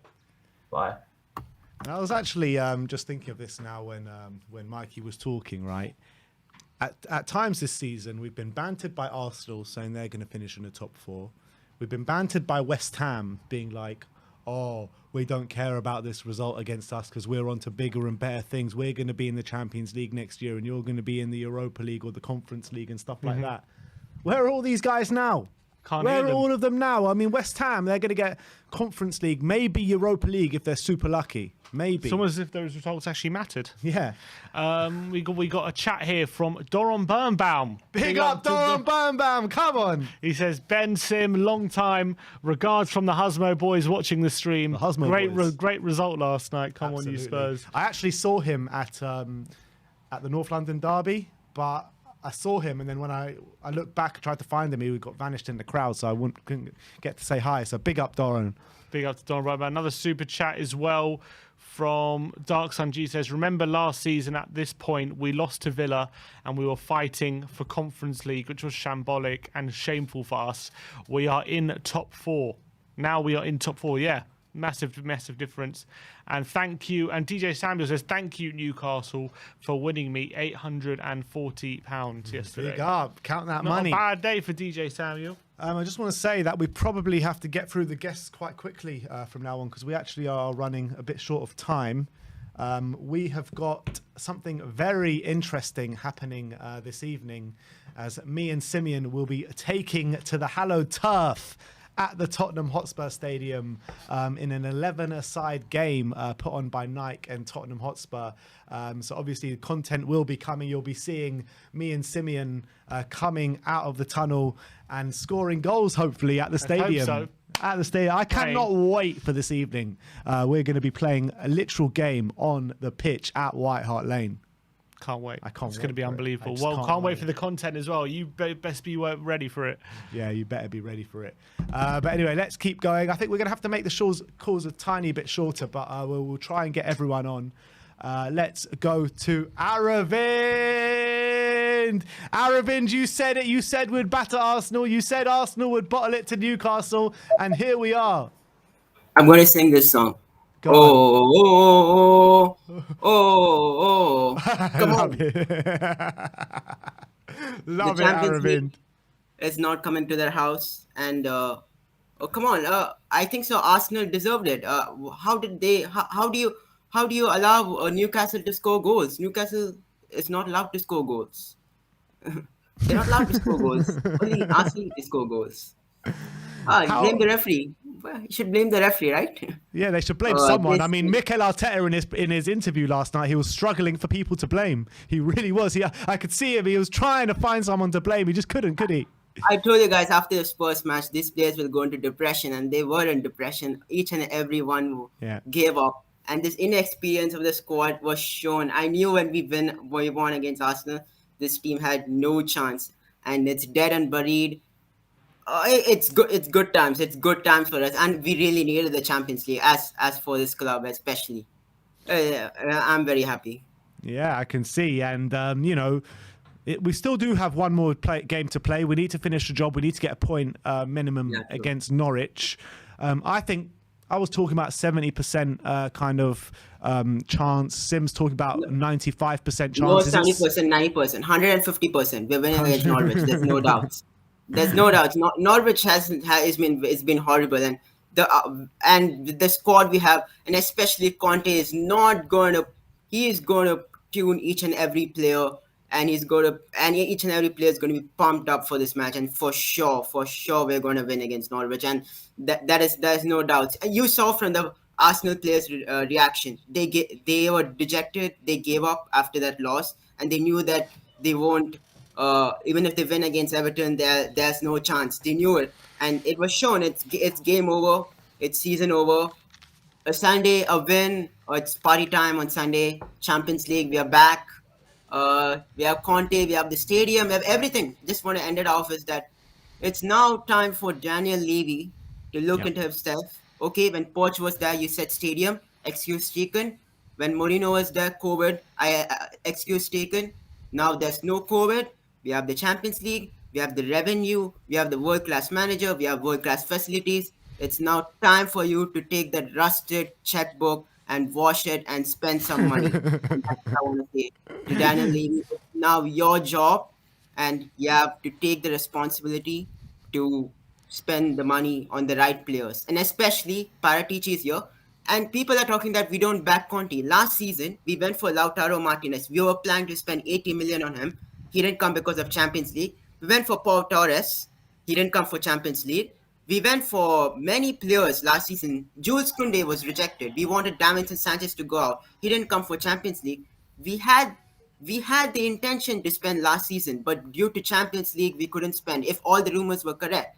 So there's no doubts for me, and I have a strong feeling that Lautaro Martinez will be a first signing in 2 weeks. Wow. I have a strong feeling because I think so. These players really want that signing to come out, and if we are going someone for 80 million, there's no question that Inter Milan are in danger. They want to sell them quickly, and he wants Champions League. If you get the Champions League, Conte Champions League, and 51 million, I think so we will get the deal. I think so. Pau Torres and Lautaro will be two quick signings. We need to do quick signings now. We need to get the squad ready and steady for the preseason. How many do you think we need this summer? Personally, I would feel we need two new wing backs. We need I think so 4 to 5 signings, which comes with wing backs, a left-sided centre back, 2 midfields because we're going to get rid of everyone, and a backup striker. So 4 to 5 quality signings, and then anything else is a bonus for me. And in terms of Arsenal, how big of a blow is it for them to miss out? And where do you see them? Where do you see them going now? Next season 7th, next to next season 19th.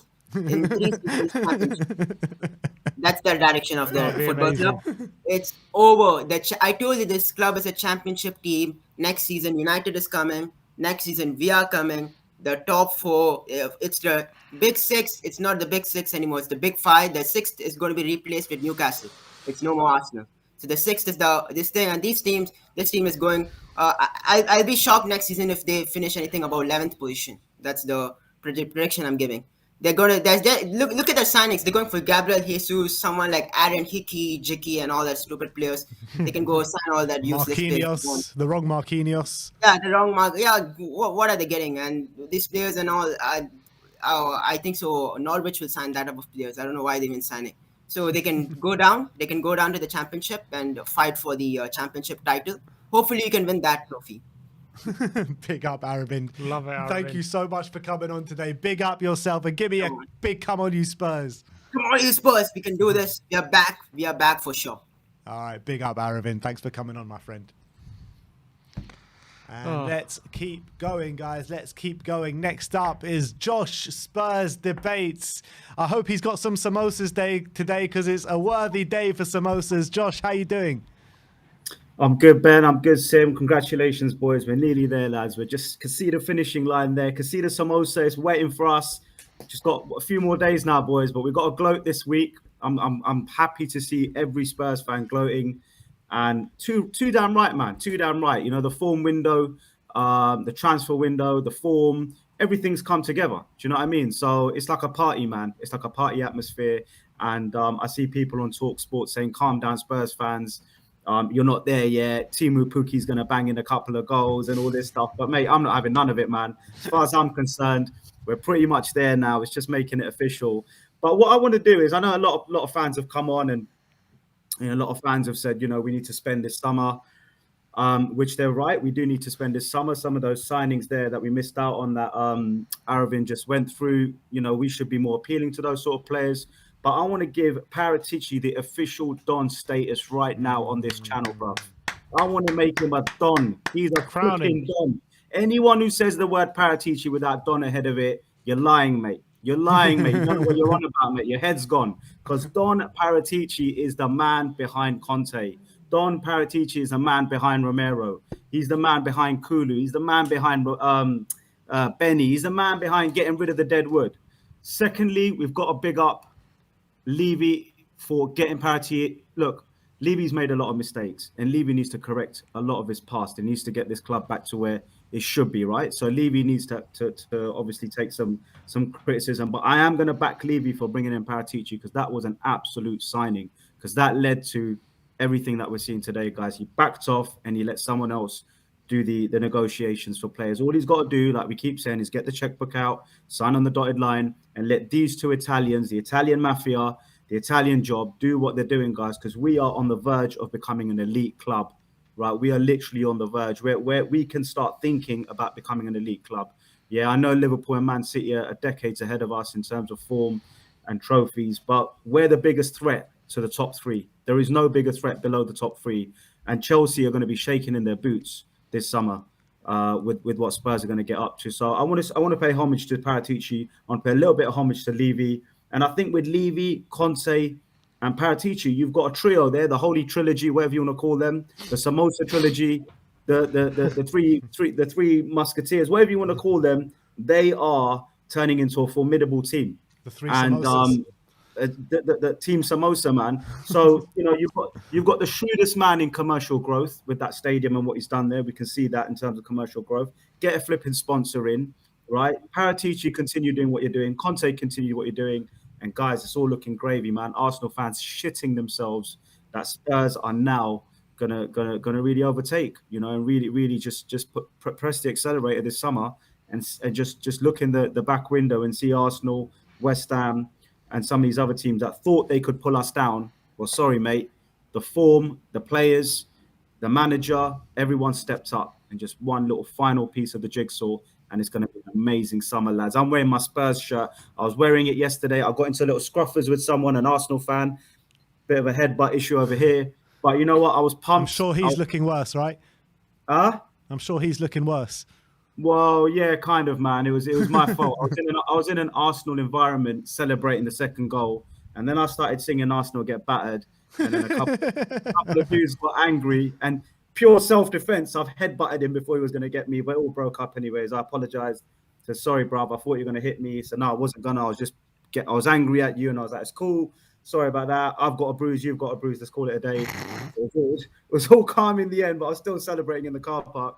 But yeah, man, I just want to say homage to Paratici because what a signing. He's probably been the best signing if you look at the last 7-8 months.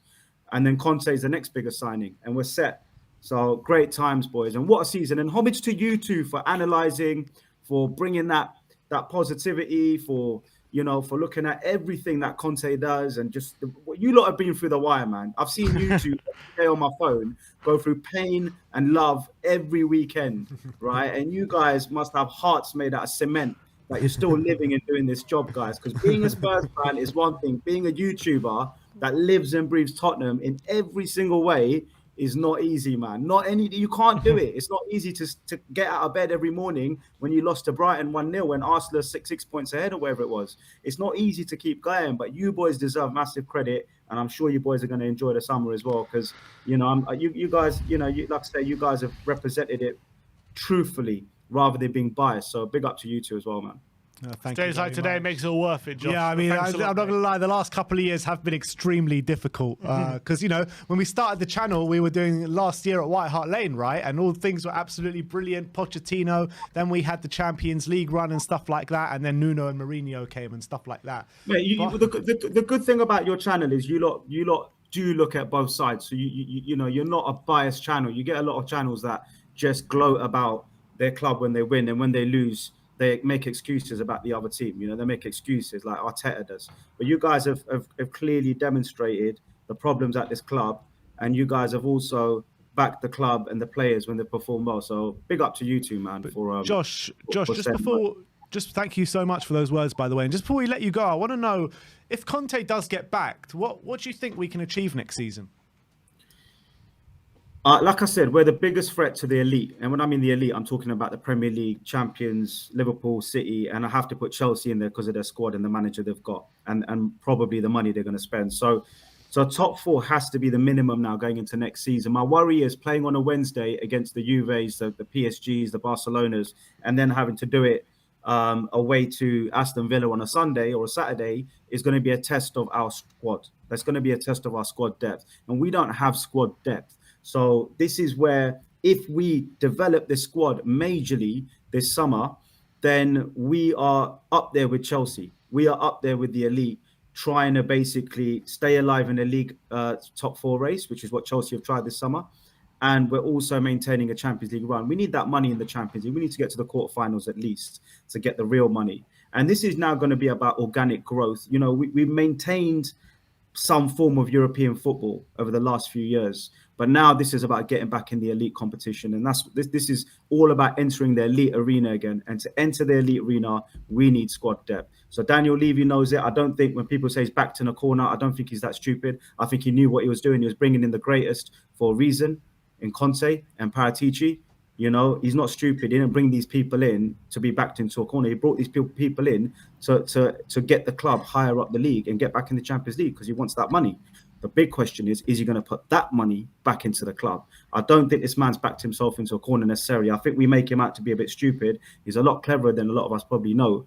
He brought these people into the club to get back in the Champions League. So credit to him for making that decision. And we're going to get back in the Champions League. So well done, Mr. Levy. The second question is all the money that comes from the Champions League, plus the stadium, now COVID's gone. Where's that going, sir? Is that all going back into the club? That's what we need to know as fans. Is as long as you're doing your as a steward of the club, or whatever you keep saying, as a landlord of the club, whatever you are you doing the right thing by putting the money in? That's all that we want to know is the money going back in. But I want to give him respect for bringing in Paratici, because I really feel that if Paratici wasn't at the club, then I don't think Conte would be there, and I don't think we'd have got rid of as much deadwood, and we wouldn't have got these Italian players that we did.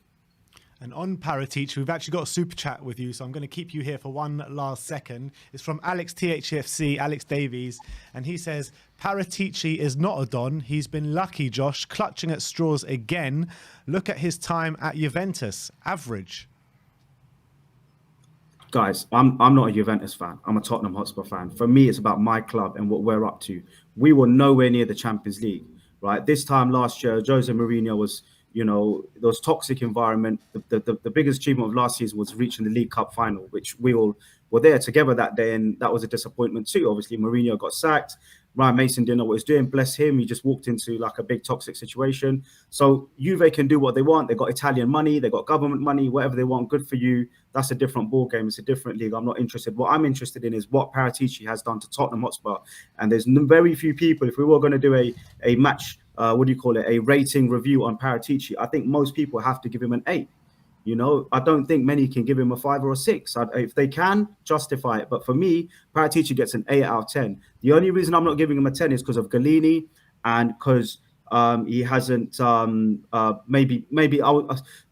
and Emerson to a point, but Emerson's doing a dirty now. And I'm looking at Emerson going, a shot in the arm is what you needed, some confidence, some cloud applause, some backing. And now he's trying it. Now he's playing with comfortability. You know, he's getting used to this league. It's his first season, and he's never been a wing back. So I have to give respect to Paratici. Emerson looks like his maybe a signing that could work out now. You know, we'll all be on his back. But come on, man, last three games, he's starting to show the talent he's got. So I've got very few shots at Paratici, but each to their own, and everyone can make their own point respectfully. But I don't believe Paratici has been poor as per that Alex comments, mate. I would say to Alex, look at what he's done for Spurs. Look, forget what he's done at Juve. Absolutely. All right, Josh. Absolutely brilliant call. Thanks for Keep calling it up, in, lads. my friend. And we'll see you Keep it up, soon. boys. See you later, lads. All right. Go on. Yeah, just some super chats to read through. Synthesis says, Gunners lack leadership on the pitch, bottled under pressure. We shattered their confidence Thursday, and Newcastle piled on and relentless. Lovely stuff. Bobby K, remember 4 months, big up Bobby. He says Arteta is wishing he was serving a 6-month ban. Brilliant stuff.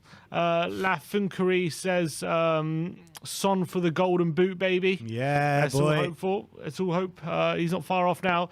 Aussie Spurs fan says, Sim and Ben, love watching your show. I'm hearing Dybala is going to Barcelona or to a Premier League club that are in the top 4 next season.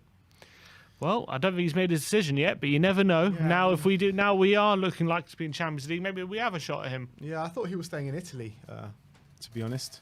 But Nothing's not decided sure. yet. Yeah. Shells Heavy says Arsenal get battered. There you go. Come on, you Spurs. Alex CHFC read that out. And Jay Vader says, love your content. Come on, you Spurs. Big up to you, Jay. Come on. Thank you so much. Thank you so much. And let's go on to our next guest. It's me. It's KPV. Hello. Hello. Hello. How are Hello. you? I'm good. What a lovely day today, Kyle. Yeah, brilliant last night. Thanks to Kieran Trippier for doing us a favour. He said on Instagram, hope you enjoyed that one, Spurs official fans. And we Most actually did definitely it. did. So, and Brian Daigle got it spot on 2-0 to the Magpies. So the streak continues, but he wasn't wearing that shirt. He was wearing the brown one. So, yeah, Arsenal and boys, we're bringing that song back. Which song, Carl? Watching Tottenham on a Tuesday night. Oh, damn right. You It's play run it Thursday back, because Kyle. you're fucking shy. Yeah.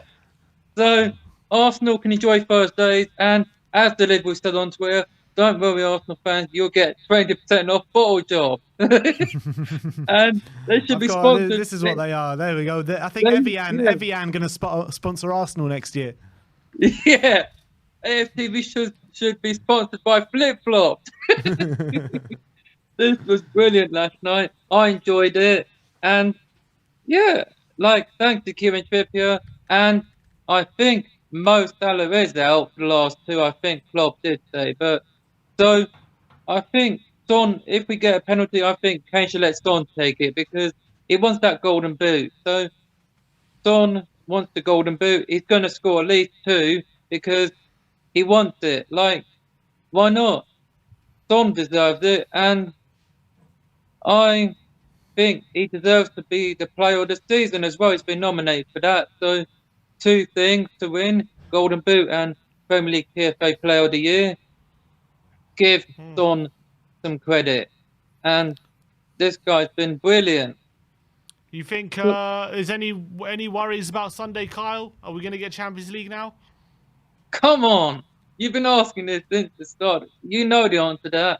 We are getting it, and I'm not worried because Tim COYS seems to turn up against us when he was at Newcastle, but he's already beaten us. That was in the Cup. That was in the FA Cup 2 seasons ago under Jose Mourinho. But like, he's not going to save a penalty because if goalkeepers come off the line, they have to be retaken. And yeah, that has to be retaken if he's off the line. And yeah, so yeah, we're going to beat Norwich. I don't care.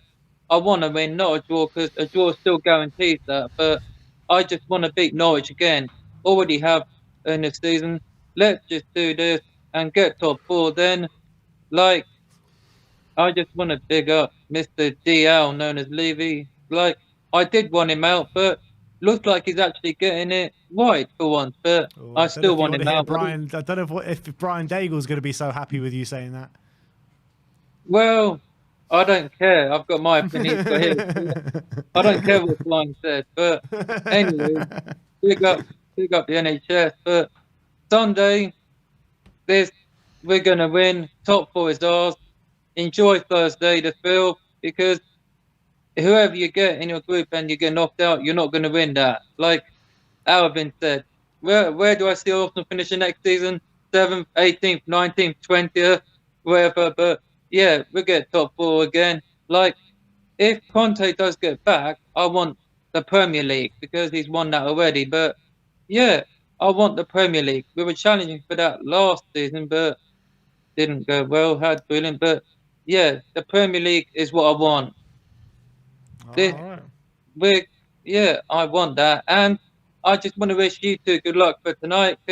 And aren't you going to the O2 to see Teddy and Ledley King? Because I saw just a minute ago that you're going to see them, right? An event? Yeah, that was last night. Unfortunately, due to some circumstances, we couldn't make it, so we had to miss that one. All right, but oh well. And before I go, Ben, I want to wish you congratulations on getting married, and hopefully I will see you soon, like in the next season. You better invite me to your wedding, mate, because as I said, you saw me last year, so don't forget to invite me, my friend. Big up, Carl. Big up to you, Carl. And Black Conte. Back Conte. Nice Carl, one, always good to chat to you, my friend. We'll speak to you See you, my soon. friend. See ya. Yeah, see you. Let's put you right in it there. Let's hope Ashley's watching. I'll let Ashley's sorting out the invites. The last decision with Ashley, so Ben can't be blamed for anything. All right, let's keep going with the guests. Let's keep going. How many do we have left? 2 left, and we're going to go to Rez. Rez, you're on mute. No, you're not. Oh, you're not on mute. You're just very low. Yeah, just very quickly, guys. I did an analysis of Arsenal, and I've got it here. I'm not going to read the whole thing. It's a bit long. I'm just going to come to the conclusion. So, in conclusion, ha ha ha ha ha ha ha ha ha. You're shit. Love it, Rez. Well, Rez said top 4 was on a few weeks ago. He doesn't look so stupid now. They completely bottled it last night, didn't they? You know what, Sim? They didn't bottle it because they're shit, right? They did exactly what is on the side of their salty, salty tin, okay? They're crap. They've been brittle all season, and they didn't bottle anything. No one had the balls, no one had the minerals up until us to actually show them up for how crap they are, okay? 1 second, Rez. Your audio's just been cut off. I can't hear you. What is it? Are you your audio is quite low? Is it are you near your microphone? Oh, it's gone off completely now. It's gone on mute. All right, we'll give him a sec. I guess all right, just bear with. We'll try and get Rez back on in a second.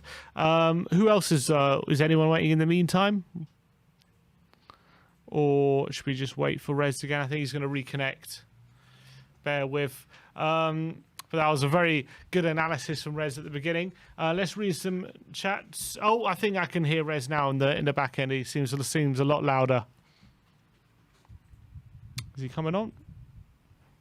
Hello? Yeah, I just had to adjust the knob on my throat. Oh, there you go. Just turn up the volume. Brilliant stuff. And so, as you were saying, you don't think Arsenal bottled it. You just think they're shit.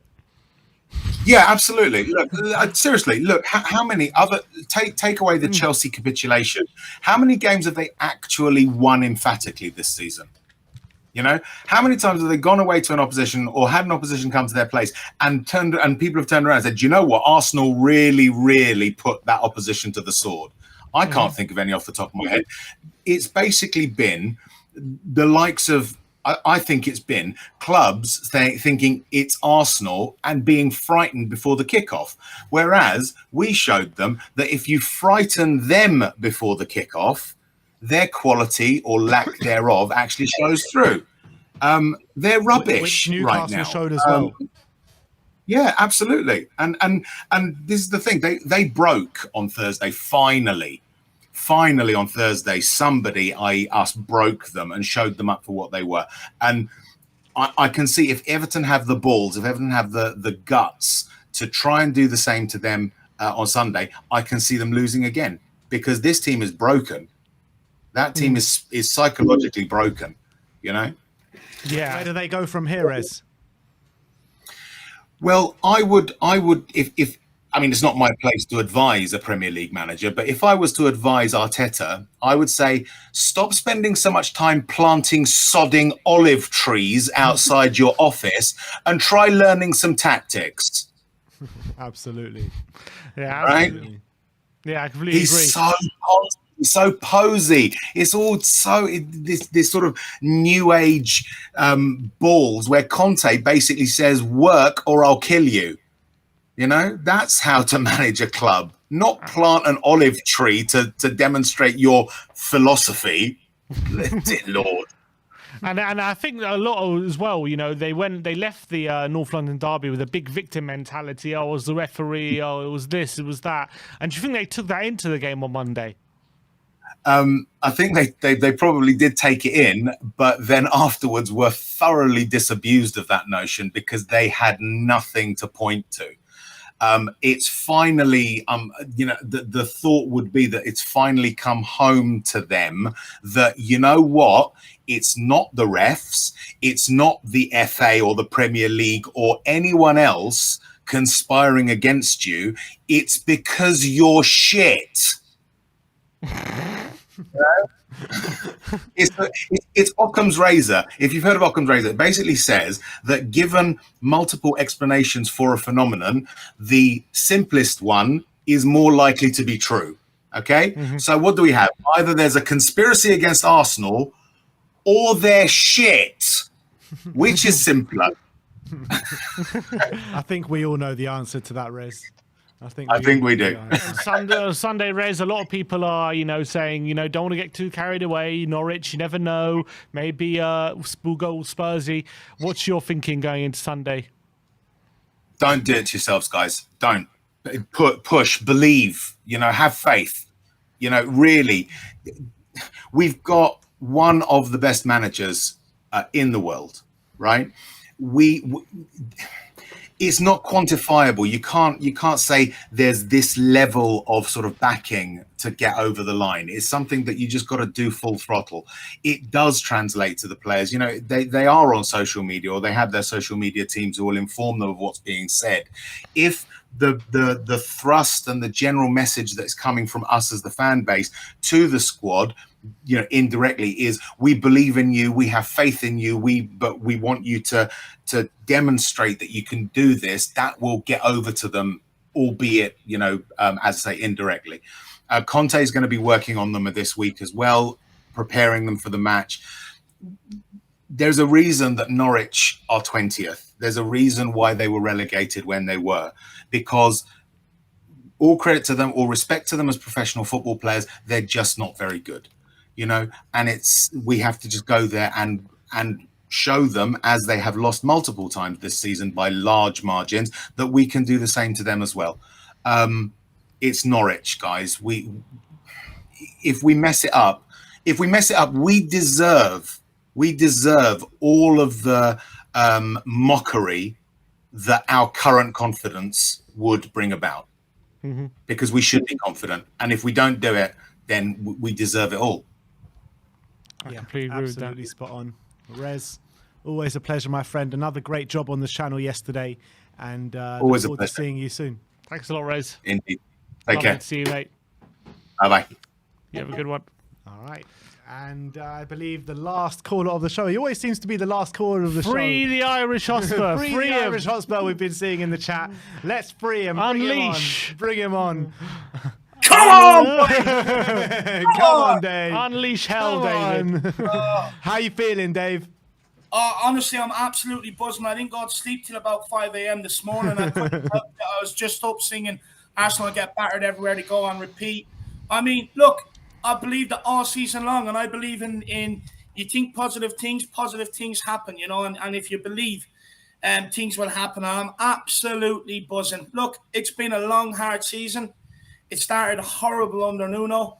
Well, it started well under Nuno, actually, then kind of went sour. Thank God for all he gone to shoeshine or beating us that time, and I'll never ever say that ever again, but, you know, thanks for that. But look, the work only begins here. It doesn't end here. Top four was the best we could expect from this season.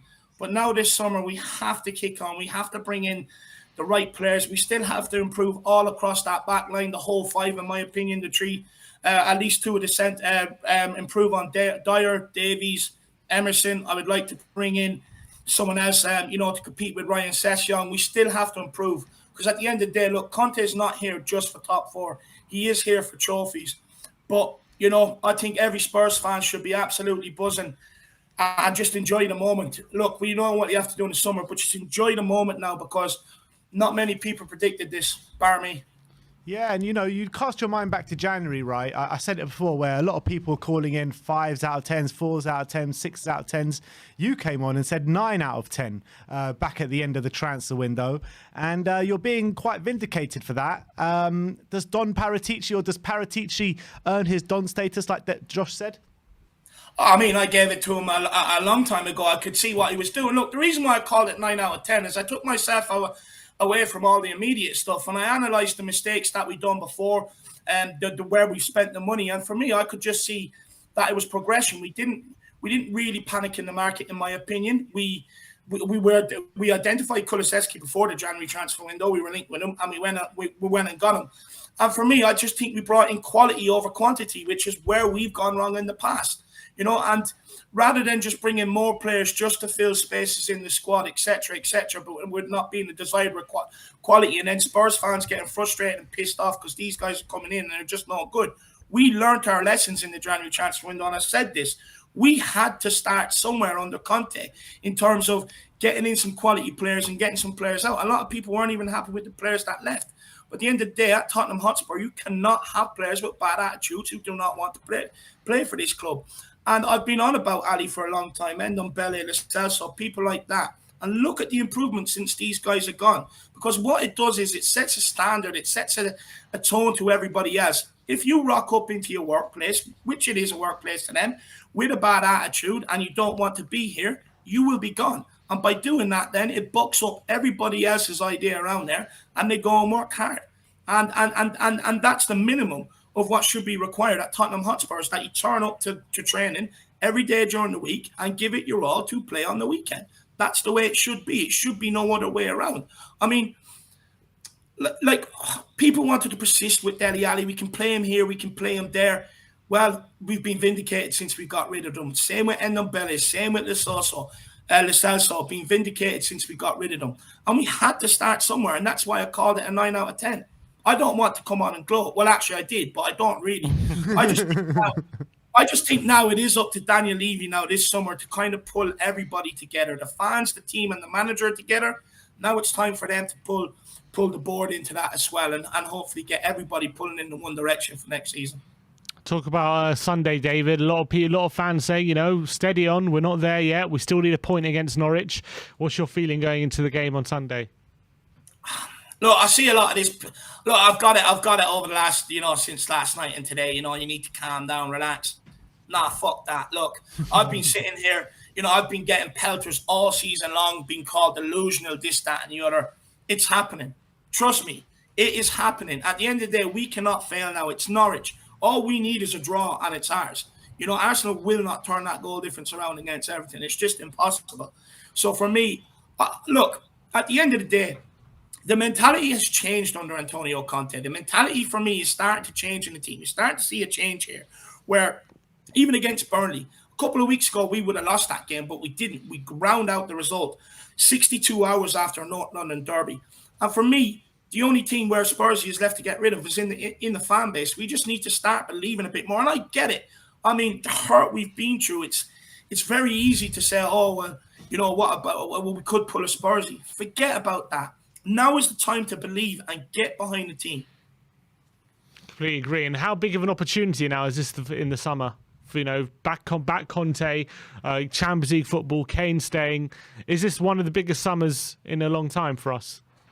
It's absolutely huge. Look, this summer will tell us everything we need to know about this football club. For me, I think what Antonio Conte has come in and done, look, for me, the hardest thing in football is to get the results of the bigger teams.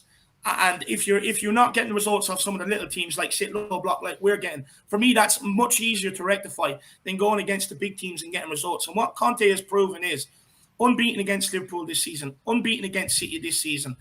And with the right signings this summer, we can challenge for trophies next season. And we have to remember, even if you want to pick up a League Cup or an FA Cup now, it's inevitable. You're going to come up against one of City or Liverpool. And the fact that we have the beatings of them, it just proves to me that with the right signings this summer, we can actually go on and challenge for domestic cups. We can have a good run in the Champions League. Hell, we can even be in a league race for a little while if we want to, in my opinion. Because Conte, for me, the reason why he's aiming shots at Klopp, Guardiola, Arteta and all this season is because he has them in his sights. He wants trophies. This man builds teams to win trophies. This summer is absolutely massive for this guy.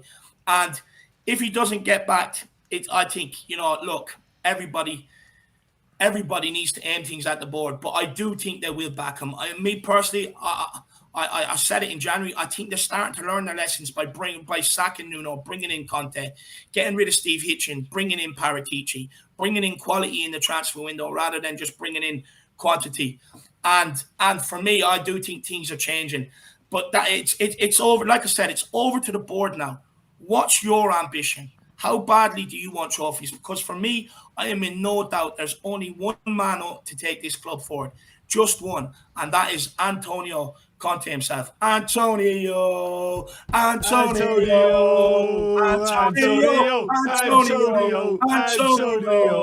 There's only one man to take this club forward. This guy has come in and brought us from, absolute obscurity. He's turned around the likes of Davies, Dyer. He managed to get a song out of Doherty when we needed to. He's managed to get a song out of Emerson when he's needed to. He's managed to get Sessegnon on the pitch.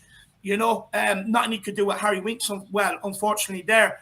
But, the guy has proven to the fans and he's proven to the board that there's only one man to take this ship forward, and that's Antonio Conte. And look, even if he doesn't sign a new contract, I know he's only here for 18 months, but at the end of the day, he is the guy to build the foundations to be able to hopefully turn us into a super European elite club, which is where Spurs fans want to be. It's what the board promised us, with the stadium, with the training complex and everything else. Let's not waste that on people like Harry Winks and trying to get better out of this guy. Let's start being ruthless. Get these players out of the club who are just no longer good enough. Thank you for your service, but goodbye. We now have a change of mentality. We want to win trophies and we're bringing in winners. That's what has to happen this summer. We are in a period right now where we genuinely, I can see trophies if he is back. All right, Dave, big up yourself and get ready for one final pre-match pump up of the season.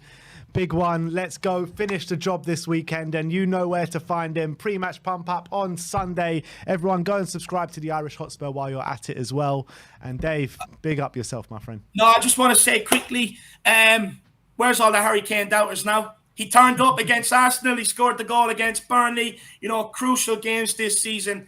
Look, never, ever doubt the big man H ever again. Season in, season out, he turns up. Last but not least, boys, I want to say, I'm sure it's a dream for you come true tonight, walking out on the Tottenham Hotspur Stadium. If one of you score, please give it a good old Harry Kane celebration. In fact, what I want to see is if one of you score, I want to see images of like Harry Kane and son replicated from the celebrations from the North London derby. And Sonny, let's go and get that golden boot this weekend against Norwich. See you all at the pre-match build-up. Last one of the season. Let's make it memorable. Let's go. Come on, you Absolutely. Spurs. Big Arsenal up, get Dave. battered everywhere they go. Arsenal Arsenal get battered everywhere they go. Everywhere they go. You mugs. Big up, Dave. Come on. Nice one, See you, David. lad. See you later. later. Come on.